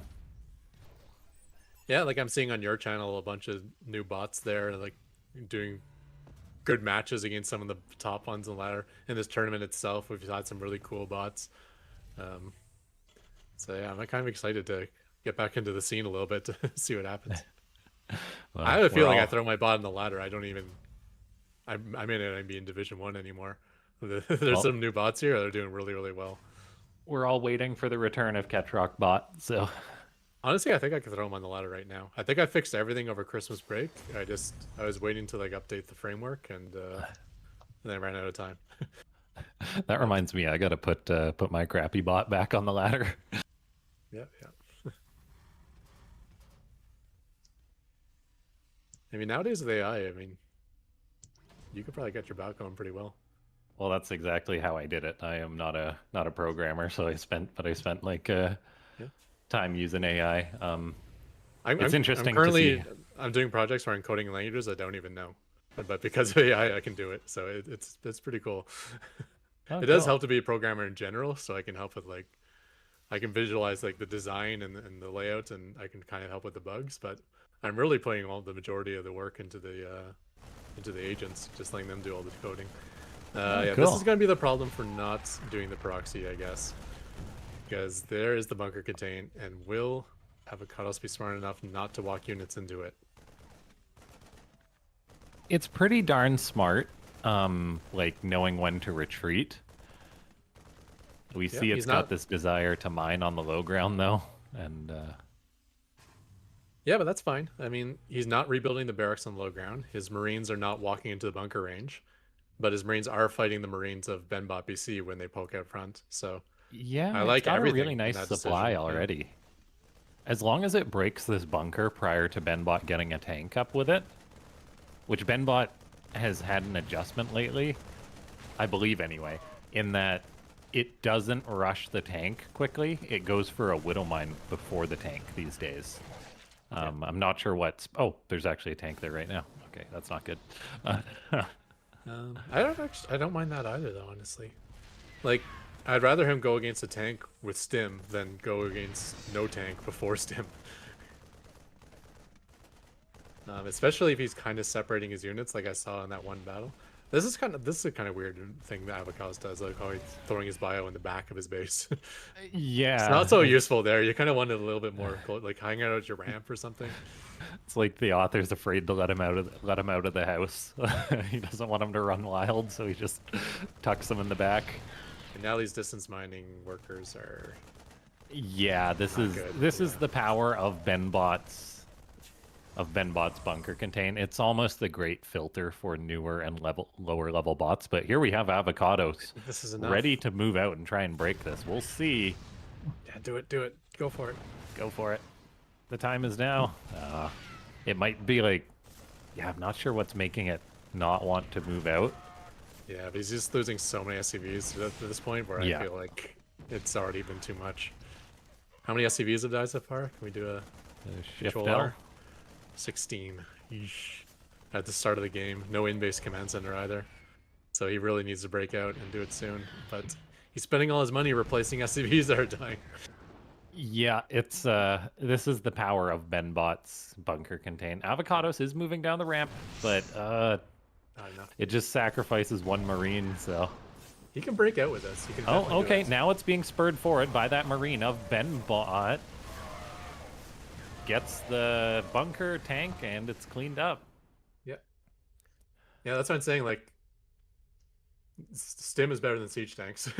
So it's okay if the siege tanks are there as long as you pool up, get the Stim, and just blast over everything. Especially if you have stuff like Marauders focus firing the tanks and stuff that only bots can do with their crazy micro.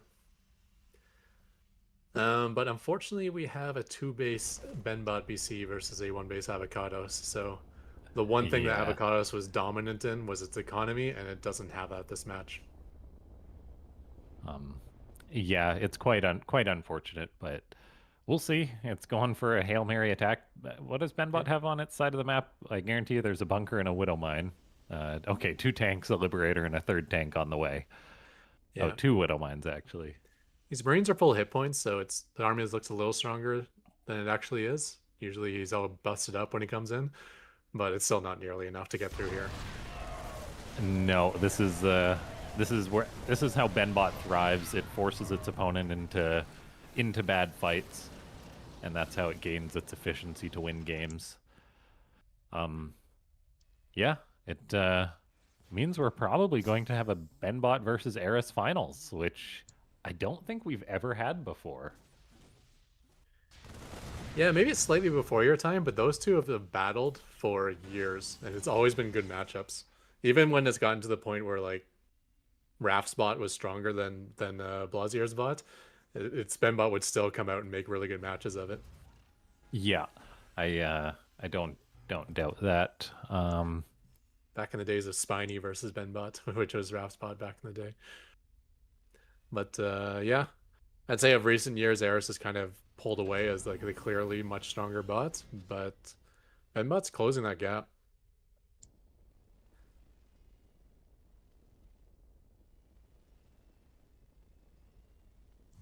I mean, I would definitely not be happy if I had to face either of these bots in a tournament. I'll put it that way. um, yeah, I think this is maybe actually just a one base build out of Avocados. Now to think about it. Actually, no, he did try to expand early on, so I guess he's Yeah, just not getting the 400 minerals because he he's has got it enough now. production to spend it all. Okay, there we go. Finally, yeah. Let's see. I mean, Avocados, he can, if he gets lucky, he can catch like a base that's like just starting to get set up or something along those lines. Um, but yeah, this is gonna be a tough one. Yeah, that base is already has completed planetary. I do like that only a few Marines split off so that they can die and decide not to attack there. Yeah, this is a They base hit that has the... potential here. Okay, no, Oh, don't nope, they attack get dragged into a that. natural. BC with a fishing hook pulls them in. Womp womp.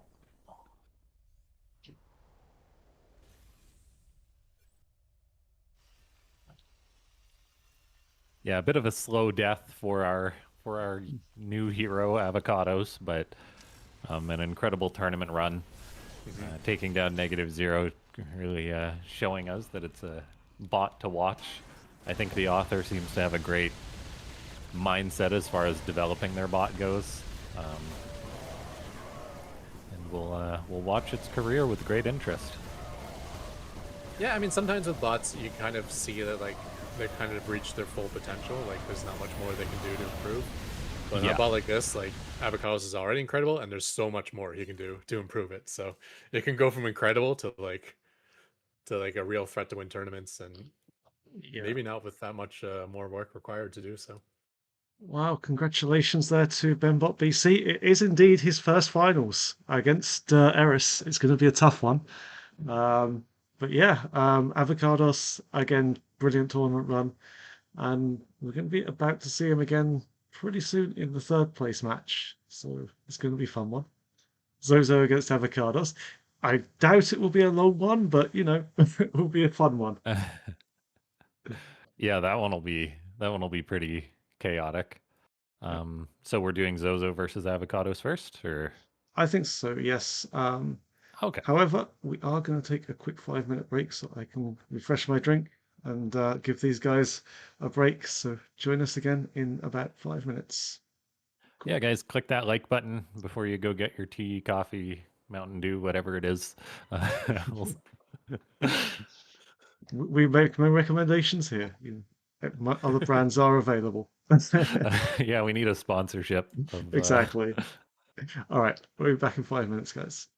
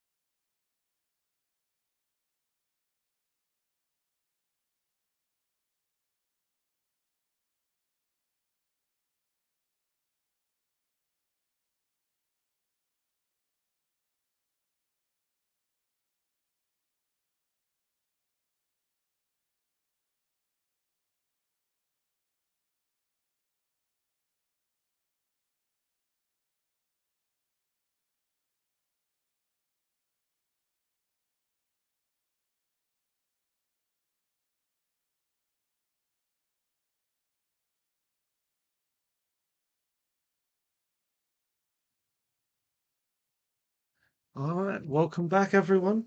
We have the bracket has been set. Our final is going to be Eris versus Benbot BC. It's going to be a fun game. But first up, we have a different matter to sort out, is who's going to come third. So after a fantastic tournament run, two bots. Oh, sorry. Wait. Oh, wrong. Sorry. Screwing this up. Yes. So we have our brackets, and yeah. So the first bot to come out is going to be Zozo. Our cheese master couldn't quite bring it home against Eris. If it had stuck with that strategy of the zealots, it would have been a fun one, but unfortunately didn't. And up against Avocados, didn't really stand much of a chance against Benbot, unfortunately. But No, if you check the Discord, which you guys should join, by the way, if you're not in the AI Arena Discord and you want to become part of the scene and program, the author posted, I guess they had a typo. They wrote Bentbot instead of Benbot BC for checking a trigger for proxies or something like that. oh no, that's the worst. Oh,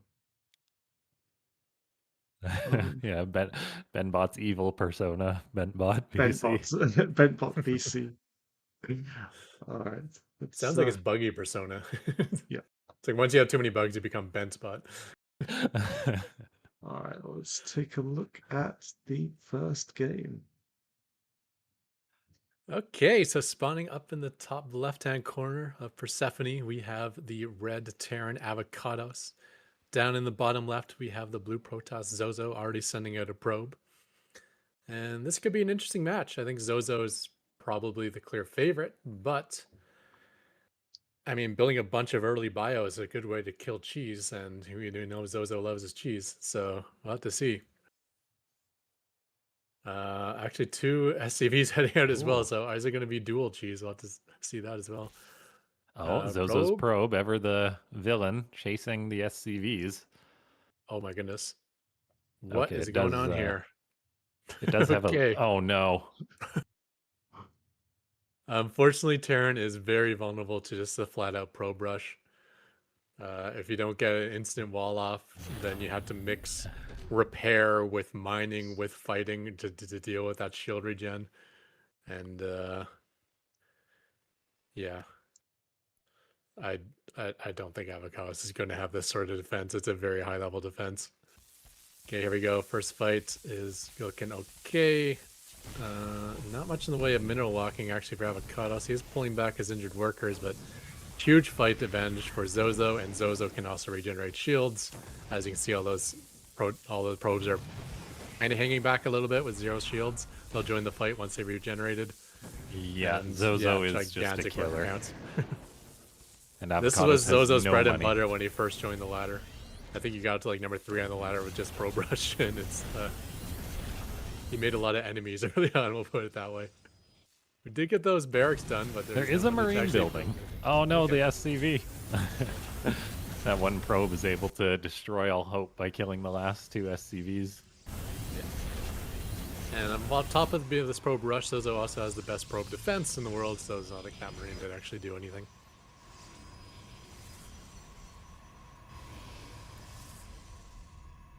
Yeah, okay. I was wondering how this would play out. So maybe the Avocados is pretty good at defending the cheese to Zozo, which is why the probe rush happens. Or maybe Zozo just defaults to the probe rush until Bot proves that it can defeat it. 4 Tempest is the magic number you need to defeat one single marine. And looking for that final base. Oh, do we have finishing logic here for Zozo? He knows where the base is, but he's still scattering all over the map as if he's looking for something. Yeah, I guess it lifting and landing was messing with him a bit. I mean, I think he just wanted to make us wait. You know, he didn't like the really quick game, so he decides, you know what, like just make them wait for the finish. All right.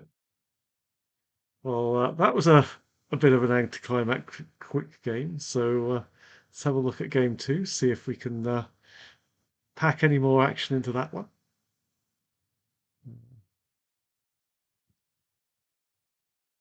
Yeah, we'll see if Zozo does that 3 times in a row or not. The author can sometimes be a merciful god in which they won't do the same build 3 times in a row. So It's always a chance. Yeah. I mean, at least it's a quick, painless death, you know?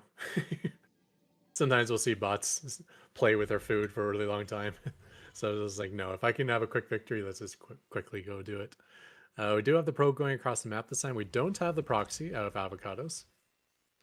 Straight away, that's a difference. it's a But good I'm guessing this improvement. probe is heading over there to the fast wall off. No, okay, so we're going for the Zealot Rush this time. Okay, so this will be interesting. This is kind of what I thought Avocados might have a good fighting chance against, in that it gets a good amount of bio early on, and will that be enough to deal with a 4-gate Zealot push? Okay, I'll be back in a minute. Yeah. So sometimes we do see bots that, you know, pull a bunch of workers off the line to try to deal with this, and it just ends up hurting them. Because if you can't shut down the pylons, then you just hurt your own economy. Avocados is not doing that, so Avocados is going to get as much money as possible. Interesting as he actually bounces his SCV. I love that. We don't see that very often. Look at that. I've never seen a bot do that, where it tries to bounce the SCV to get out of range. That's pretty cool. That's cool. I'm surprised he let that pylon finish though. I thought he was just using that to block the wall, but obviously not. Yeah, and it is blocking the wall. So Yeah. like, there's a gap on the one side of it, so these zealots will be able to get in here. Oh, I do like that he's building Marines right away and not building a tech lab or something along those lines. And these zealots are on the way with Chrono Boost. Here they come. No 4th gateway though, which is interesting. So we do know that Zozo has the ability to transition well, so we'll see if he's going to go through the Nexus while he's doing a 3-gate Zealot Rush here. It is going for a tech lab on the one barracks. Don't like that too much. Does take down the probe. Gets the wall up. So one Marine will go down the low ground, but the high ground Marine is doing okay, but they're not fighting. Why are you not fighting? Get in there. Okay, there they go. Oh, one getting cornered. Although the Zealot ignores it. So 3 Marines down and no Zealots dead yet, although one is probably about to die. And we will have a supply block, I believe, for Avocados, which is very deadly. 2 supply vehicles going down right away. And we do have 3 Marines on the way, so the supply block didn't affect those, but 1 Marine won't actually even get out because the tech lab barracks will die instantly. And I don't think there's enough production here. No. SCV's fighting will help with the Marine. But even that is not going to help enough. Yeah, well, 2 Marines and SCVs is okay. The one Zealot is getting on the Marines, though, which is really key. Yeah, if the SCVs are keeping the Marines alive, that's one thing, but no. No, I'm not sure the Marine Micro in this situation is great for, like, Avocados. He seems to get them cornered quite a lot. But, yeah. Unfortunately... Yeah, he sometimes shoots the pylon and stuff. We've seen that before. It is tough versus Zealots because you kind of want to shoot when available, but Zealots have the same run speed as Marines. So it gets to the point where if you stop to shoot, you're going to take a swipe. Yeah. And, yeah, just let the command center burn down, yeah. Just let it all burn down. Oh, God. Alright. It might be double quick There's time. potential there, though. I mean, he kind of lost those initial Marines really quickly, which are so important to the defense. If all those Marines were behind the depot like that one Marine was, I could see that going the other way.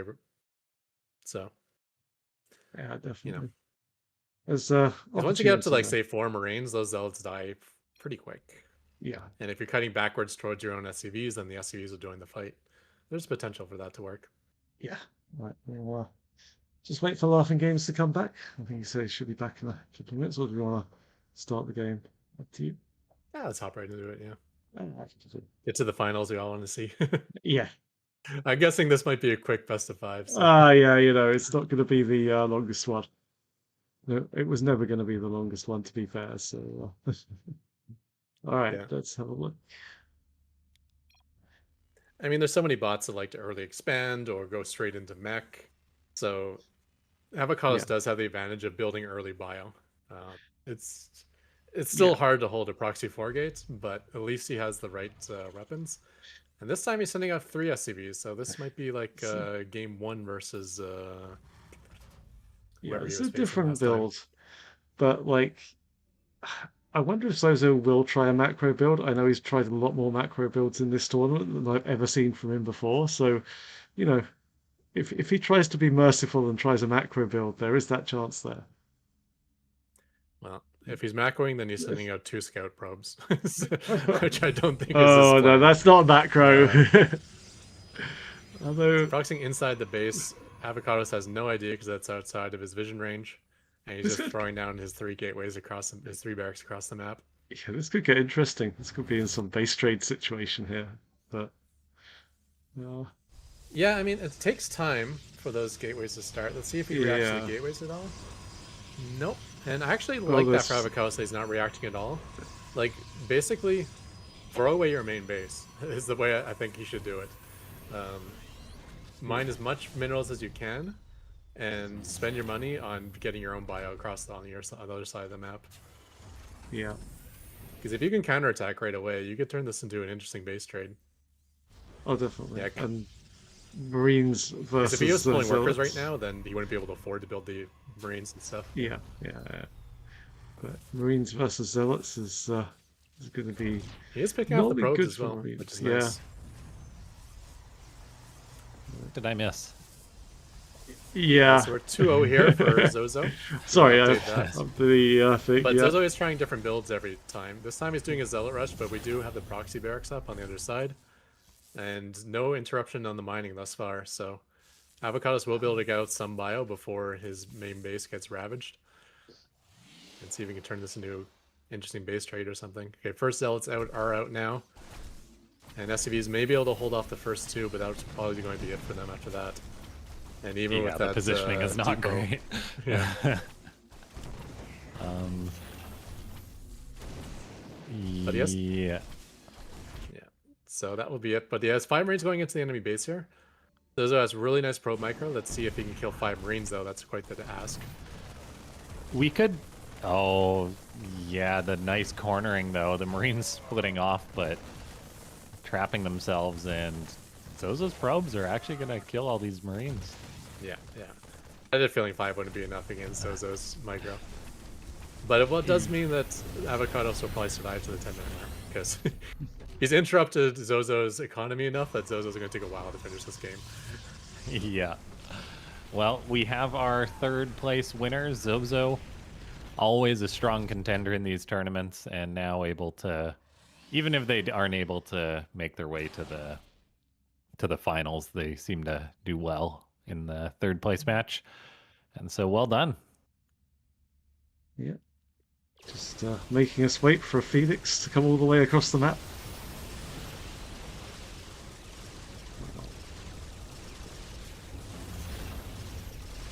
Oh, I've not seen quite to the shooting. 10 minutes. Fast forward Just have to Phoenix kill one more probe. shooting is a cool sound. Yeah, I like it.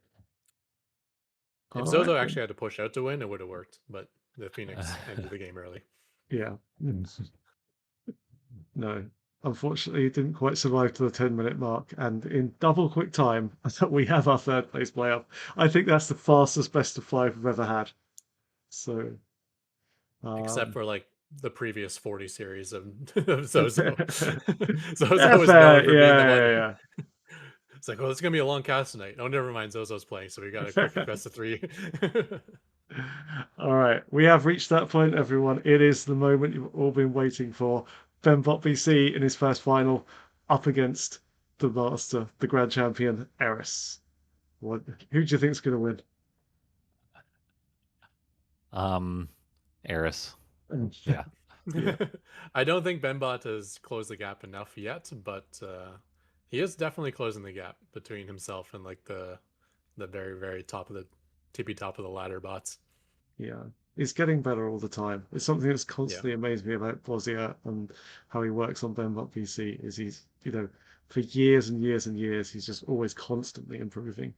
So, And there are times his bunker contain really does damage to Eris and puts Eris behind. So if he Yeah. gets that, if he gets like a kind of a good start, I could see him like ballooning that into a victory, even if Eris is stronger in the mid and late game. Yeah. All And right. it is, I don't even know if Eris is stronger in the late game. It's more the mid game power up that Eris Yeah. gets that's really powerful. A late game, I've seen Eris have some problems in the past, but in the Yeah. truly late game. But yeah. All right. Let's take a look anyway.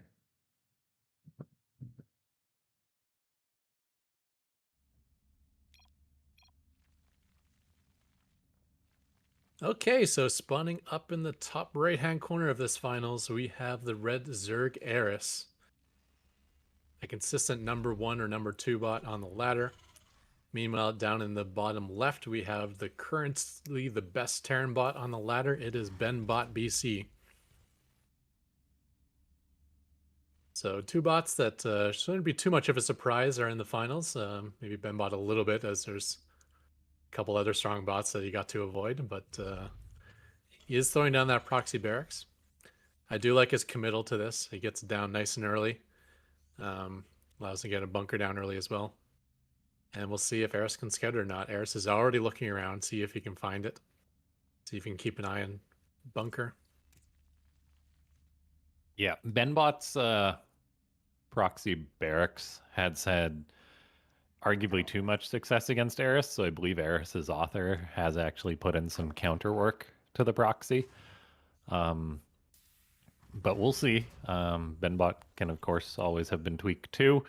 We've got a second Rax on the way behind this inside the main base, so Benbot may be looking to apply some nice early game pressure against Eris. And so far, there has not been a scout. Well, a successful discovery of the Rax. Eris has been scouting with its drone all over the place. The drone glimpses the SCV, but doesn't actually go after it. But it might just path by in time to see this bunker. And there's an overlord there too, so Eris will or should react to this as soon as that bunker starts. And there's a big drone pull.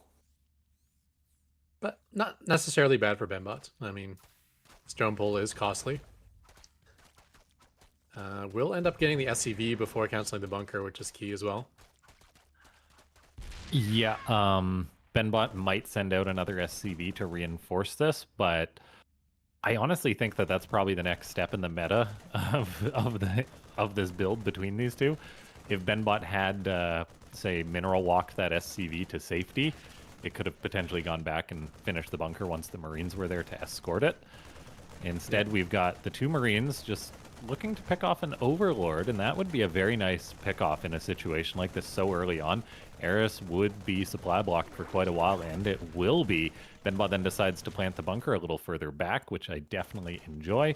And it does have a few Marines to defend this location. There's even a Marine checking the 3rd base of Eris, which is a little thing that Benbot does that I like to note. It knows that it's against a 2-basing opponent.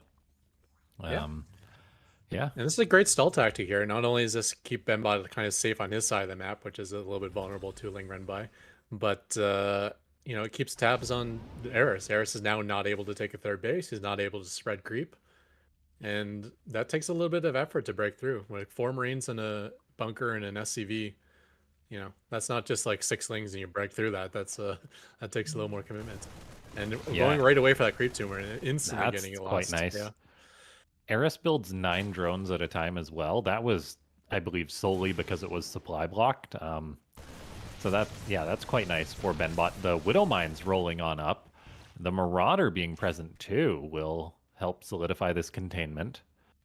Yeah, I like that the Marauder fell back to the bunker and then engaged. That's really smart. Yeah, we see just how good these bots are at recognizing when an opponent is attacking or not. Like, as soon as those queens turned, Benbot did turn. It is able to grab one of the queens of Eris. Yeah, that's a big deal. Eris might lose another queen.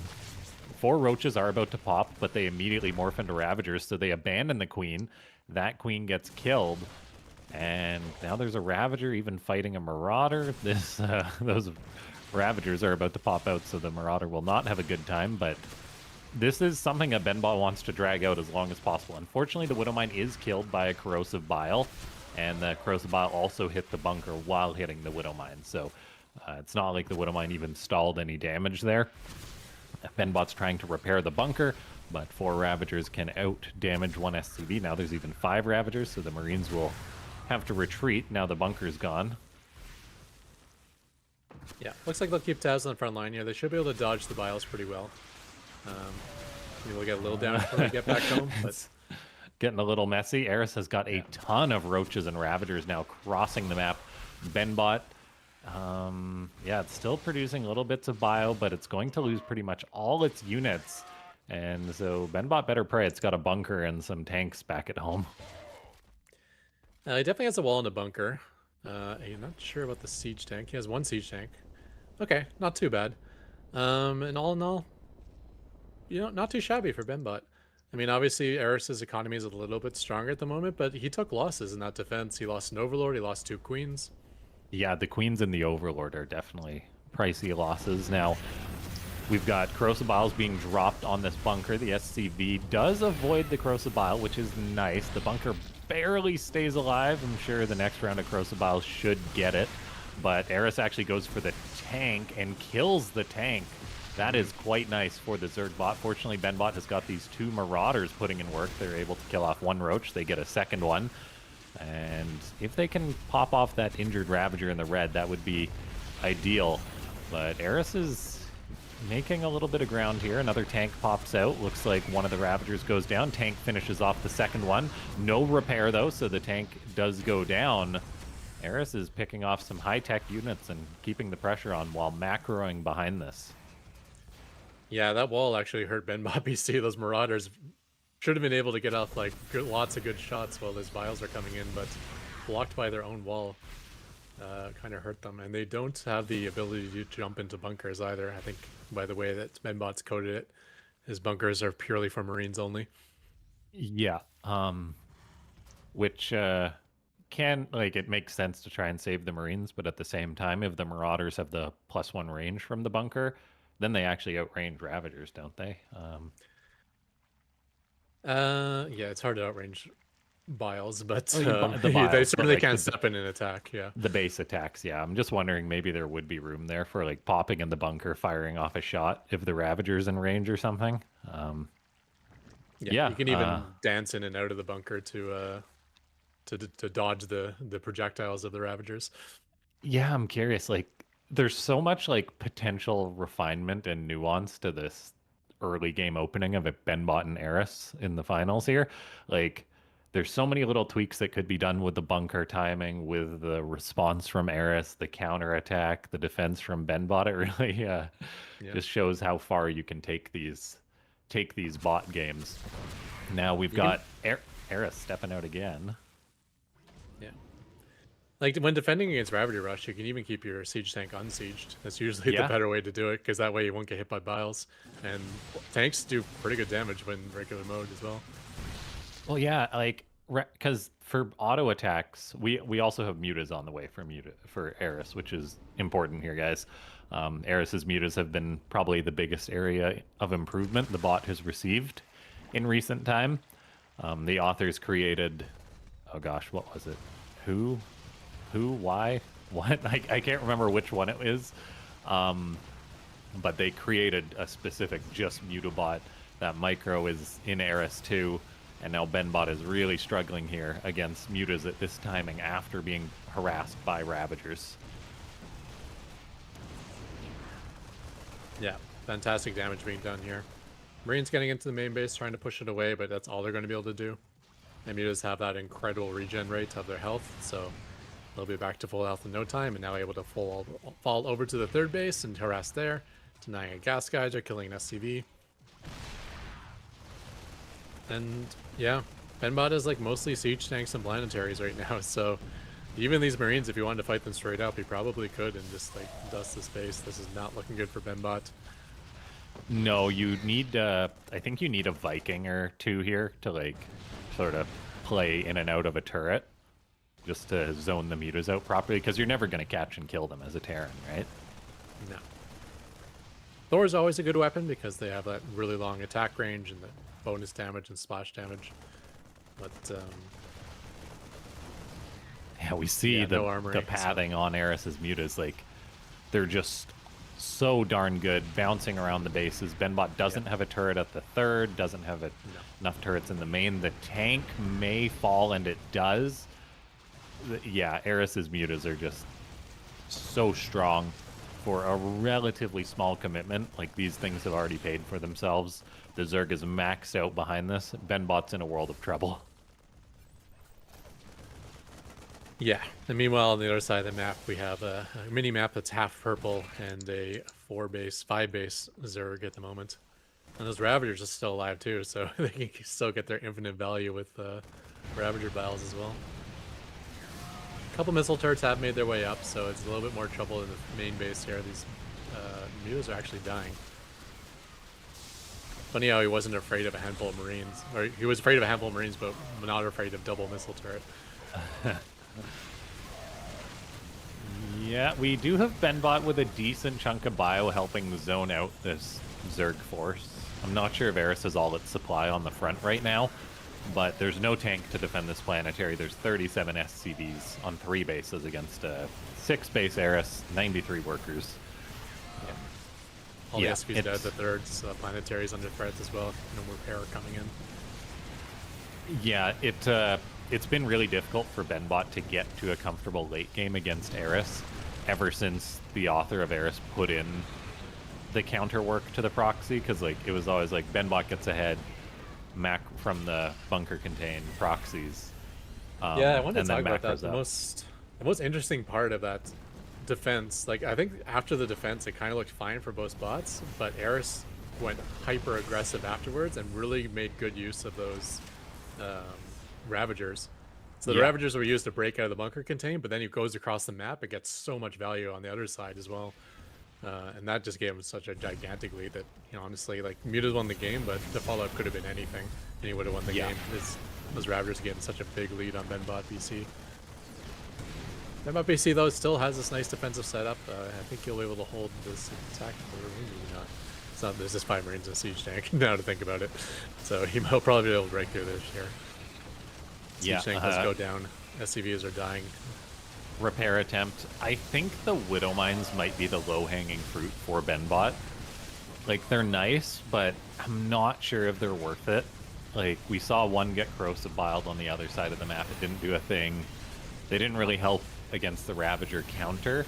Like, I'm sure they're good against bots that don't counterplay against Widow Mines, but against a bot like Eris, it's not gonna give too much value to them. Yeah, at minimum you have to micro them. And obviously that's something a bot can win the Ravager Bile versus Widowmine fight, because, you know, bots have instant reactions to everything. So as soon as you see a bile, you can unburrow, move, and then burrow somewhere else. Yeah. But yeah, Widowmine's not great versus that stuff. The problem is bots can see the Widowmines as well, because they have that visual indicator where they are. I was close at the start, though. After about 3 or 4 minutes, I thought Benbot BC was going to pull out the upset there, but unfortunately, not to be. Yeah, that counterattack of Ravagers was perfect. Really, really good. Yeah, it was pretty nasty. All right, let's take a look at game number 2.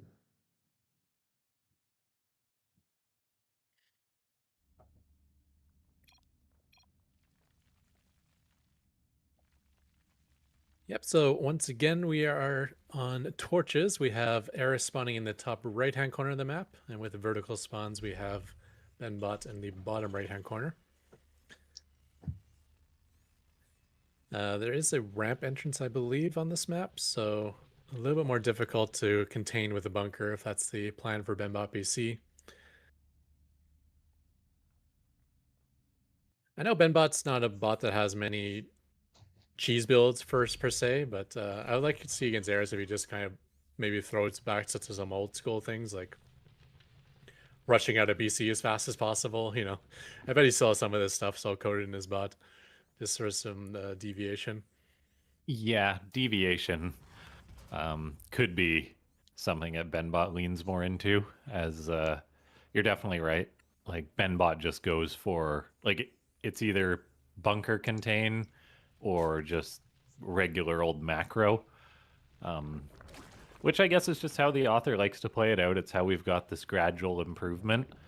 But when you're up against a bot like -0, like Eris, it's difficult to give them as much free reign almost as like Benbot style does. Like when you're just sitting home and turtling, a bot like Eris will just macro up and boom, and outpace you.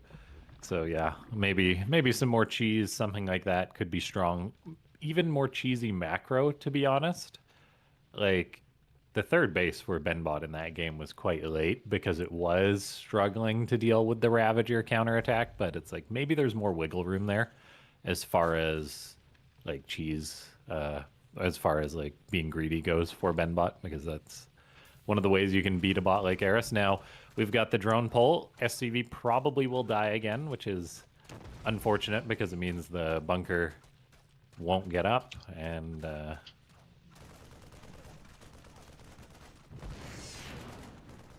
Yeah, Marine getting off some damage here, though. And 2 Zerglings is not going to be enough to deal with that Marine with Micro, I don't believe, especially with the second Marine arriving. And now all of a sudden, this Overlord is once again vulnerable. So once again, a good start for Benbot PC. And the one difference I am seeing on this map, too, is I don't know if the Ravager counterattack will be as effective if you don't have high ground vision. Because he will have a ramp to defend with.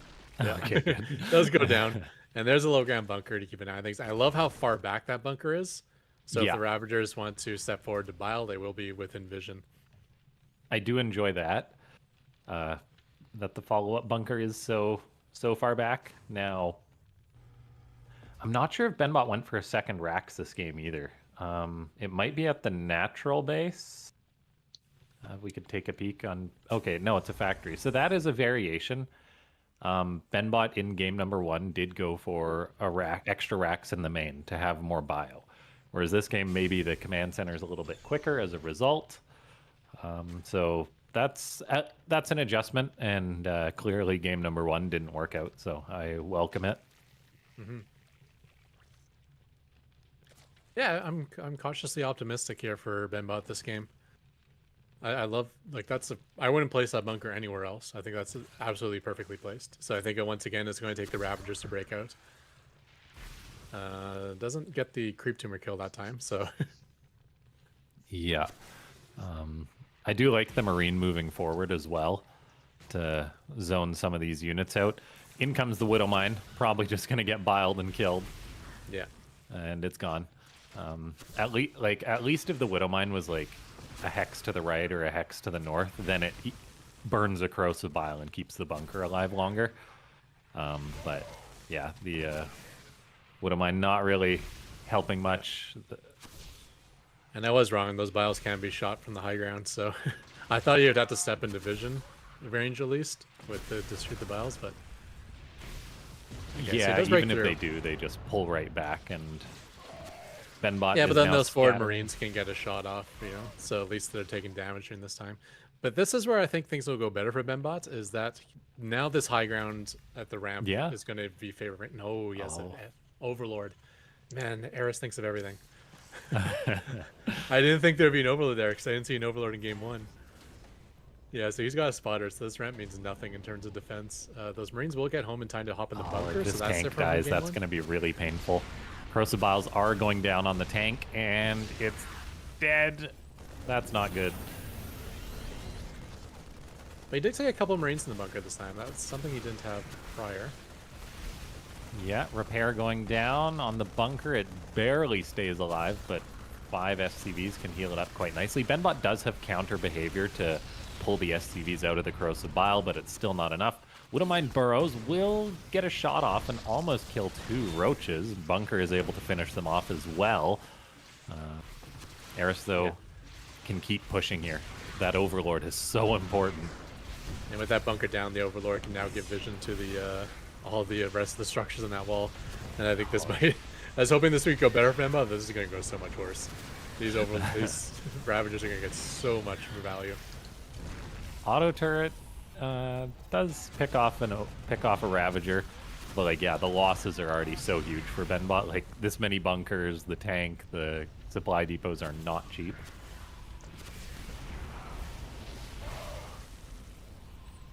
Yeah, even catching 2 Marines with that final bile there. And now an SCV is gonna die. Oh, this Yeah. is painful. That's so good. He doesn't just target the center of the bunker. He targets where the SCV is at that point in time. Yeah. So it's there's like literally nothing that the Eris doesn't think of. Yeah, and they even split it too, kind of like it's just one bile where the SCV is, I think, and then I'm curious, like, do they put the other biles? Okay, no, there's 2 in the same spot there. I'm curious, like, if you could even take it a step further and be like, oh, I have 2 biles, let's try and predict where the SCV would possibly move to with the second one. Maybe that's the next level of this, but clearly what Eris is doing is working. There is 61 drones behind this, a Spire with 8 mutas about to finish, and we all saw what the mutas did last game as Eris is looking mighty fine in this finals. Yeah, that was rough. That was really rough. I always hoped that like that Overlord like saved everything. Without that Overlord, he has to go halfway up the ramp and get drilled by a bunker full of Marines to fire off those biles. Plus take a couple siege tank blasts to get up there. And I think, you know, Benbot's not in a bad spot after he loses his containment. It's that counterattack that puts him in a really bad spot. Because he had a very fast second base, like everything's looking great, and then he got destroyed, and now there's mutas. Yeah, and the mutas are a great example of what a bot can do. As we see, one muta gets low, but it's not going to die where it shouldn't. As Eris splits them up, it just pulls the bio around like... the creators of StarCraft did not intend for this when they programmed the game. They're like, yeah, the human can reposition the Marines and they'll be able to push the mutas out. Not against a bot like this. The Marines definitely fall short. Benbot was able to finish the turret, though, at his main base, which he wasn't able to in Game 1. So this... Actually, you know what? This is going to shoot him away pretty well. I still think Benbot is in terrible shape, but I don't think he's usually going to get anywhere close to the damage they got in Game 1. Yeah, like, Benbot is the map positioning maybe helping a little bit here, too. But yeah, the mutas, they're just always flying around, burning a depot. They might even get that Marauder, who knows. Then behind this, Eris is at 87 workers. There's a battle cruiser out, so that's nice. Yeah, that structure placement's kind of unfortunate. I know why they're there. It's to stop Reapers from jumping in. Obviously, not so much of a threat when you're facing Eris. But, yeah, you got all the turrets up you wanted, which is nice, yeah. But look at the other side of the map. Eris is on 5 bases. Creep spread's already approaching the 3rd base of Benbot. Benbot does have his 3rd of his own, I guess, yeah. Yeah, and it doesn't look like Eris has any issue with those secret, with those island bases on this map either. Even the Contaminate on the factory is so mean. Yeah.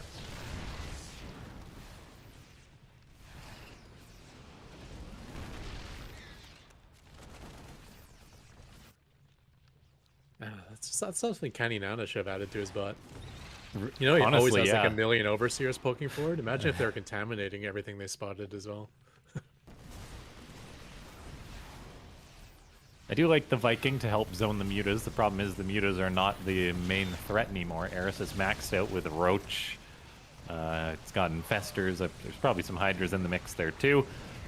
Can we get a shift L on the mutas, by the way?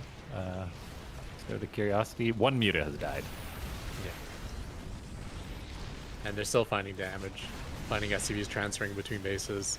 Finding structures that aren't protected. Oh, man, yeah. And now all the SCVs dying at the 3rd, and the planetary will be the bio being fungled, trying to transfer towards that 3rd to save it.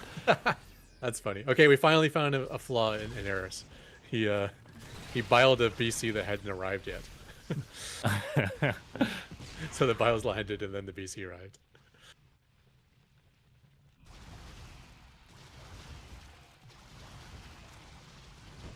Probably a good thing if that engineering bay goes down, to be honest, because he pulls SCVs to repair it. Oh my gosh, yeah. The worker losses have been immense. And yeah, the map is creeped up. The Zerg is maxed out. And this is like the same Benbot BC that appears to have no flaws when he faces other ones, but Yeah, there's it's true. levels to these things, right? As good as Benbot BC is, Eris is just like, it's just a step above that, you know. It can make Oh yeah, a bot as like strong as Benbot look pretty silly. I don't think these two have had like a close game really since Eris shut down the bunker containment hard. Like the bunker containment was having too much success. Like Eris was maybe losing some games against Benbot, on like the odd game or having like a very close game on the ladder, and the author's like, well, low hanging fruit is not to get behind from a bunker containment, so they refined their response to that, and yeah, Benbot just can't compete after that. So Yeah, much like a real TVZ, that's really on the Terran to put on some early aggression. You know, deny the Zerg from exploding their economy, because if you allow the Zerg to get ahead economically, it's just it's really tough to deal with the Zerg. We've seen success out of Tier's Terran bot, for instance, doing a Hellion run bias and getting a lot of worker kills versus Zeros. That's something some Terrans can consider. But And, yeah, the bunker contain might be over. it's not like there's no hope for Benbot, but yeah, the author might need to go back to the drawing board against Eris. And normally versus a Ravager counterattack, you want to get Cyclone. That's probably the best unit Terran has, but not against bots. Cyclones are terrible versus bots. Their ability to instantly react to a lock-on will not work against those Ravagers.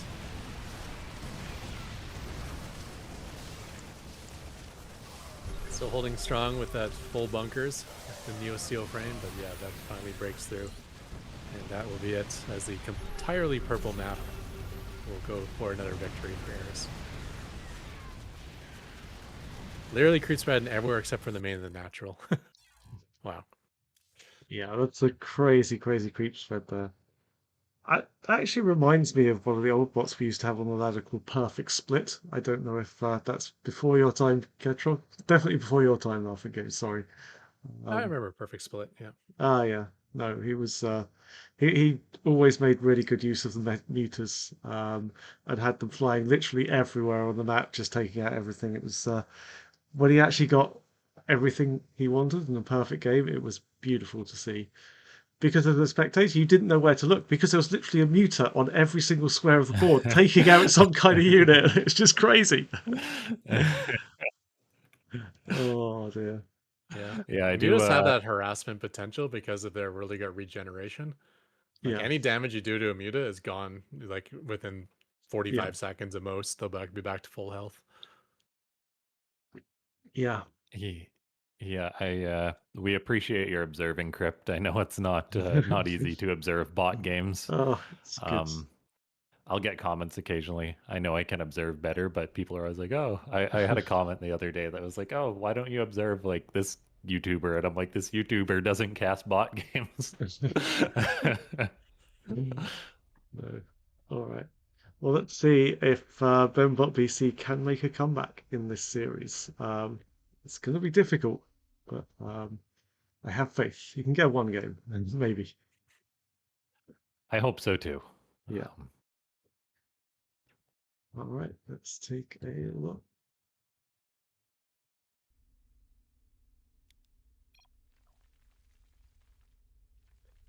Okay, up 2-0, going for the championship in this game here. Eris is spawning in the bottom right-hand corner.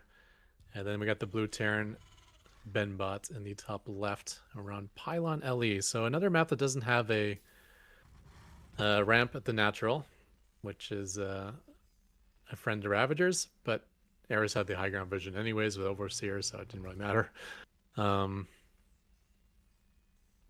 What's that on the map? So that looks like Benbot's going for another proxy barracks. Yeah. I was hoping it would abandon this and just try like a regular macro game.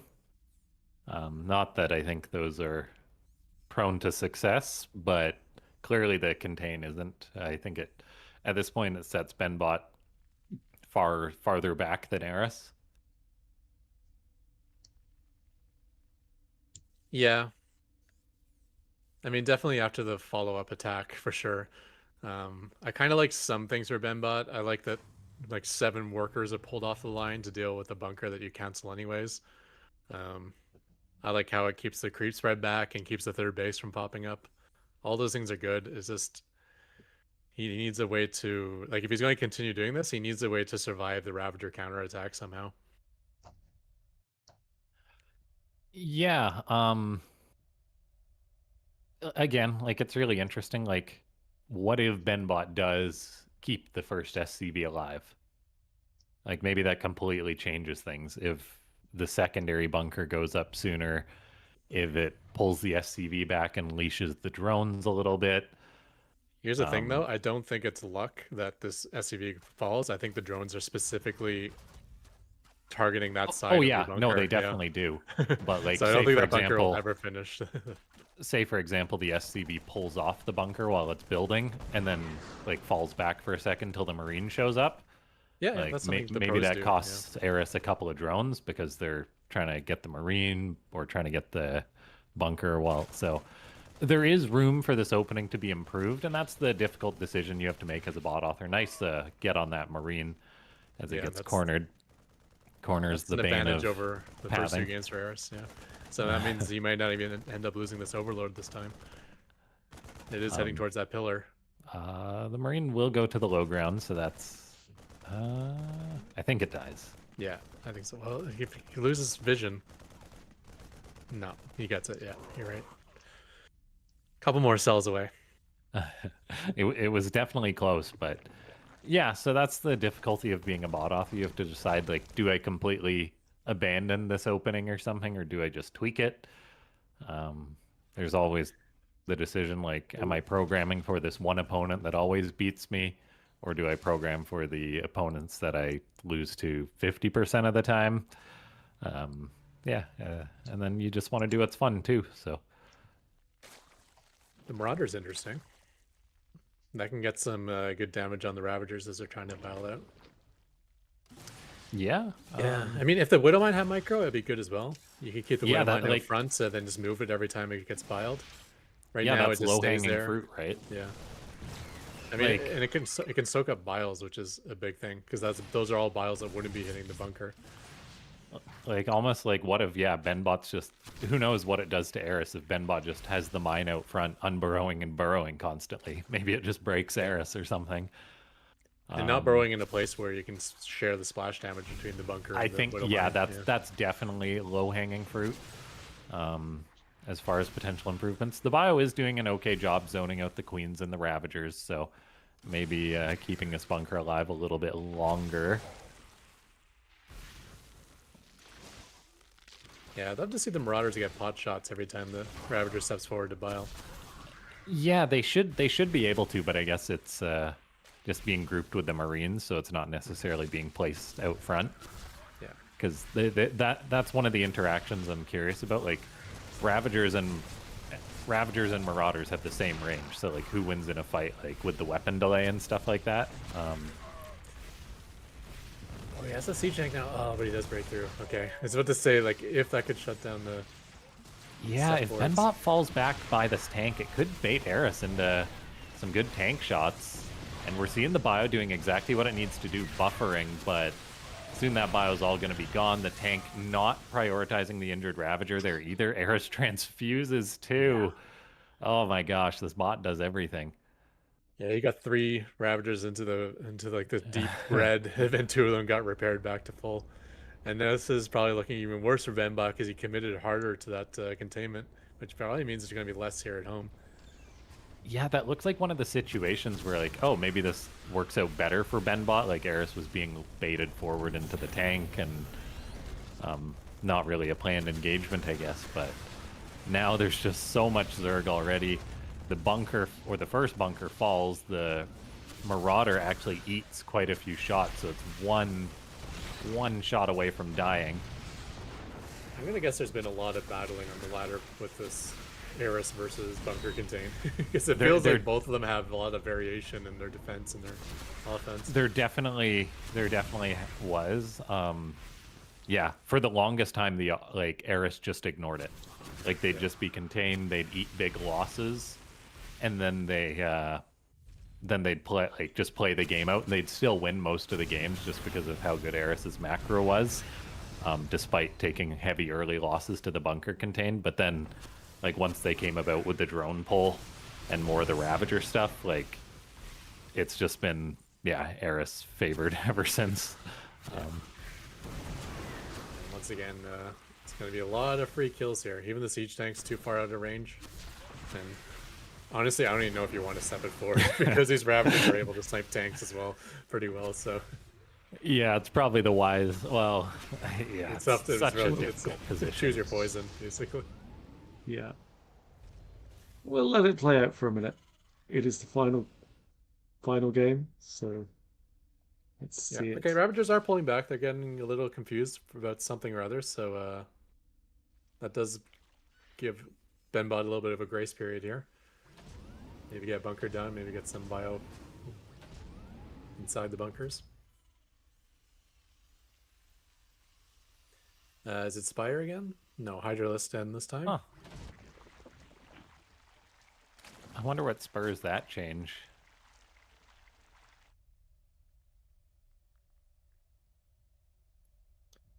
Don't know, but I could definitely see Eris is plowing to the front as well.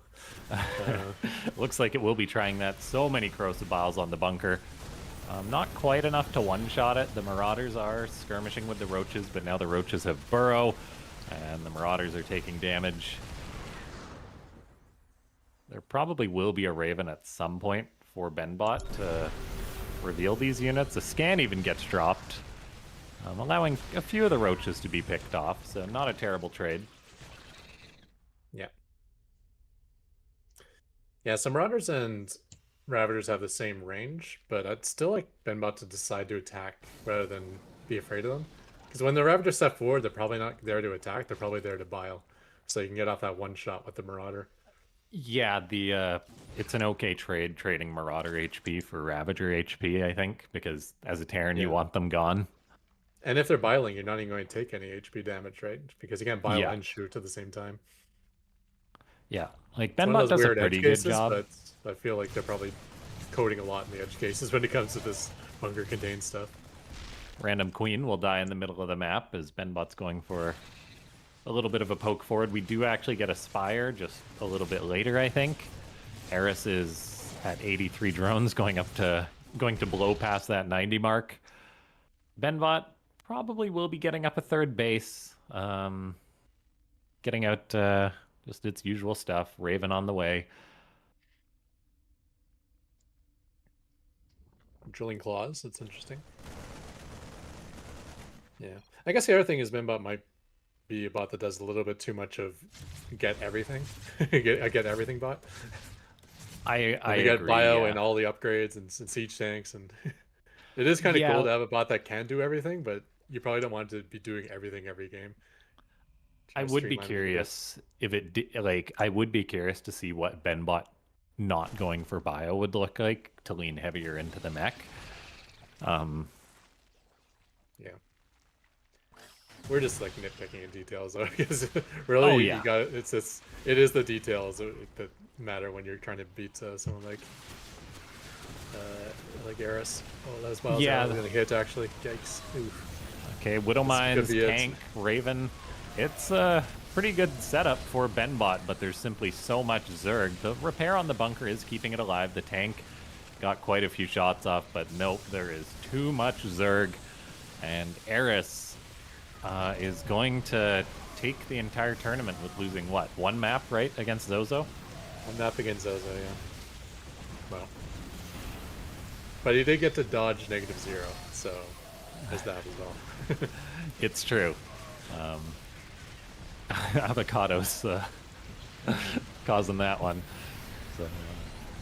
So, yeah, well done by both bots. Incredible performance by Eris, Benbot. Yeah, just a top 3 bot, but not quite able to challenge Eris. No. Congratulations, Eris. It has been an amazing tournament. We've had upsets. We've had all sorts of stuff going on. We've had some cheese, some fun macro games, but in the end, everyone plays everyone, and Eris always wins. So, yeah. No, it's I think Benbot BC has had a great tournament though. Got to the final, so congratulations. We can't forget that. And Yeah. also Zozo taking that third place game with some nice long match pro games like Zozo always does. Or maybe not. And honestly, the reign of -0 and Eris, I could see that coming to an end soon. There's a lot of new up and coming bots that are looking pretty damn scary. Definitely. Avocados, Wicked bots, Zozo's looked night and day better in this tournament, even though he's won previous tournaments. In my opinion, he looks so much stronger. Um, He's and then yeah, definitely I always see ones on your channel, laughing games, where it's just like some random bot I've never heard of, and it's like, oh, he's putting up huge games against some of the top bots. It's like, wow, yeah there's a lot of stuff happening in the scene. yeah Yeah. we've got some really nice bots coming up. I say big shout out to WickedBot. I think WickedBot's had a fun tournament and love watching him, and also Avocados and yeah, some other fun bots in there. We had going all the way back, and other older bots are actually showing up as well, like Sharpened Edge as well, and uh, Yeah, with not many. Yeah, Sharpened Edge, Sharkbot, Yeah, Dominion Dog. I think yeah, Sharkbot's author said they were going to be pushing some updates too, which is exciting for future tournaments. And cool. definitely. And Yeah, I like whenever I see a bot doing something that no other bot's ever done. Because like yeah, Mhm. sometimes the new bots come in, it's like it's just like crappier version of this bot or something. But then we see like Wicked bot doing things no one's ever done. Like even like little things like watching Avocado like bounce the SCV when it's getting harassed. And when he's building a structure, he's just like no one's ever done that before. So it's really neat when people are coming up with unique ideas what to add to their bot. yeah. And it's going to be challenging the top very, very soon. Well, that is it. Thank you very much, Laughing Games and Ketrock. It's been great having you throughout the tournament. Um, Well, thanks. yeah, thank you for having us and for putting it together, Crypt. I know a lot of Yeah, work goes into organizing these and whatnot. yeah. Yeah, big shout out to you. Well, well, thanks, guys. And for all the top three bots, we'll be contacting you with your prizes pretty soon, probably tomorrow. Um, as it's pretty late today, so I'll get a chance to do it now. and um, but yeah, so we'll be back again. I always aim to try and do two a year, although sometimes we only do one, as it's been for the last couple of times. So we might try to do another one later in the year, but don't worry if we don't, because ProBots are planning their next tournament, or so I hear. Um, so that's going to be a fun one, and I definitely look forward to that. So thanks everyone for tuning in. Thanks again to the co-casters, Ketrock and Laughing Games, and we'll see you again soon. Bye. Yeah. Thanks for watching, Congratulations, guys. Eris.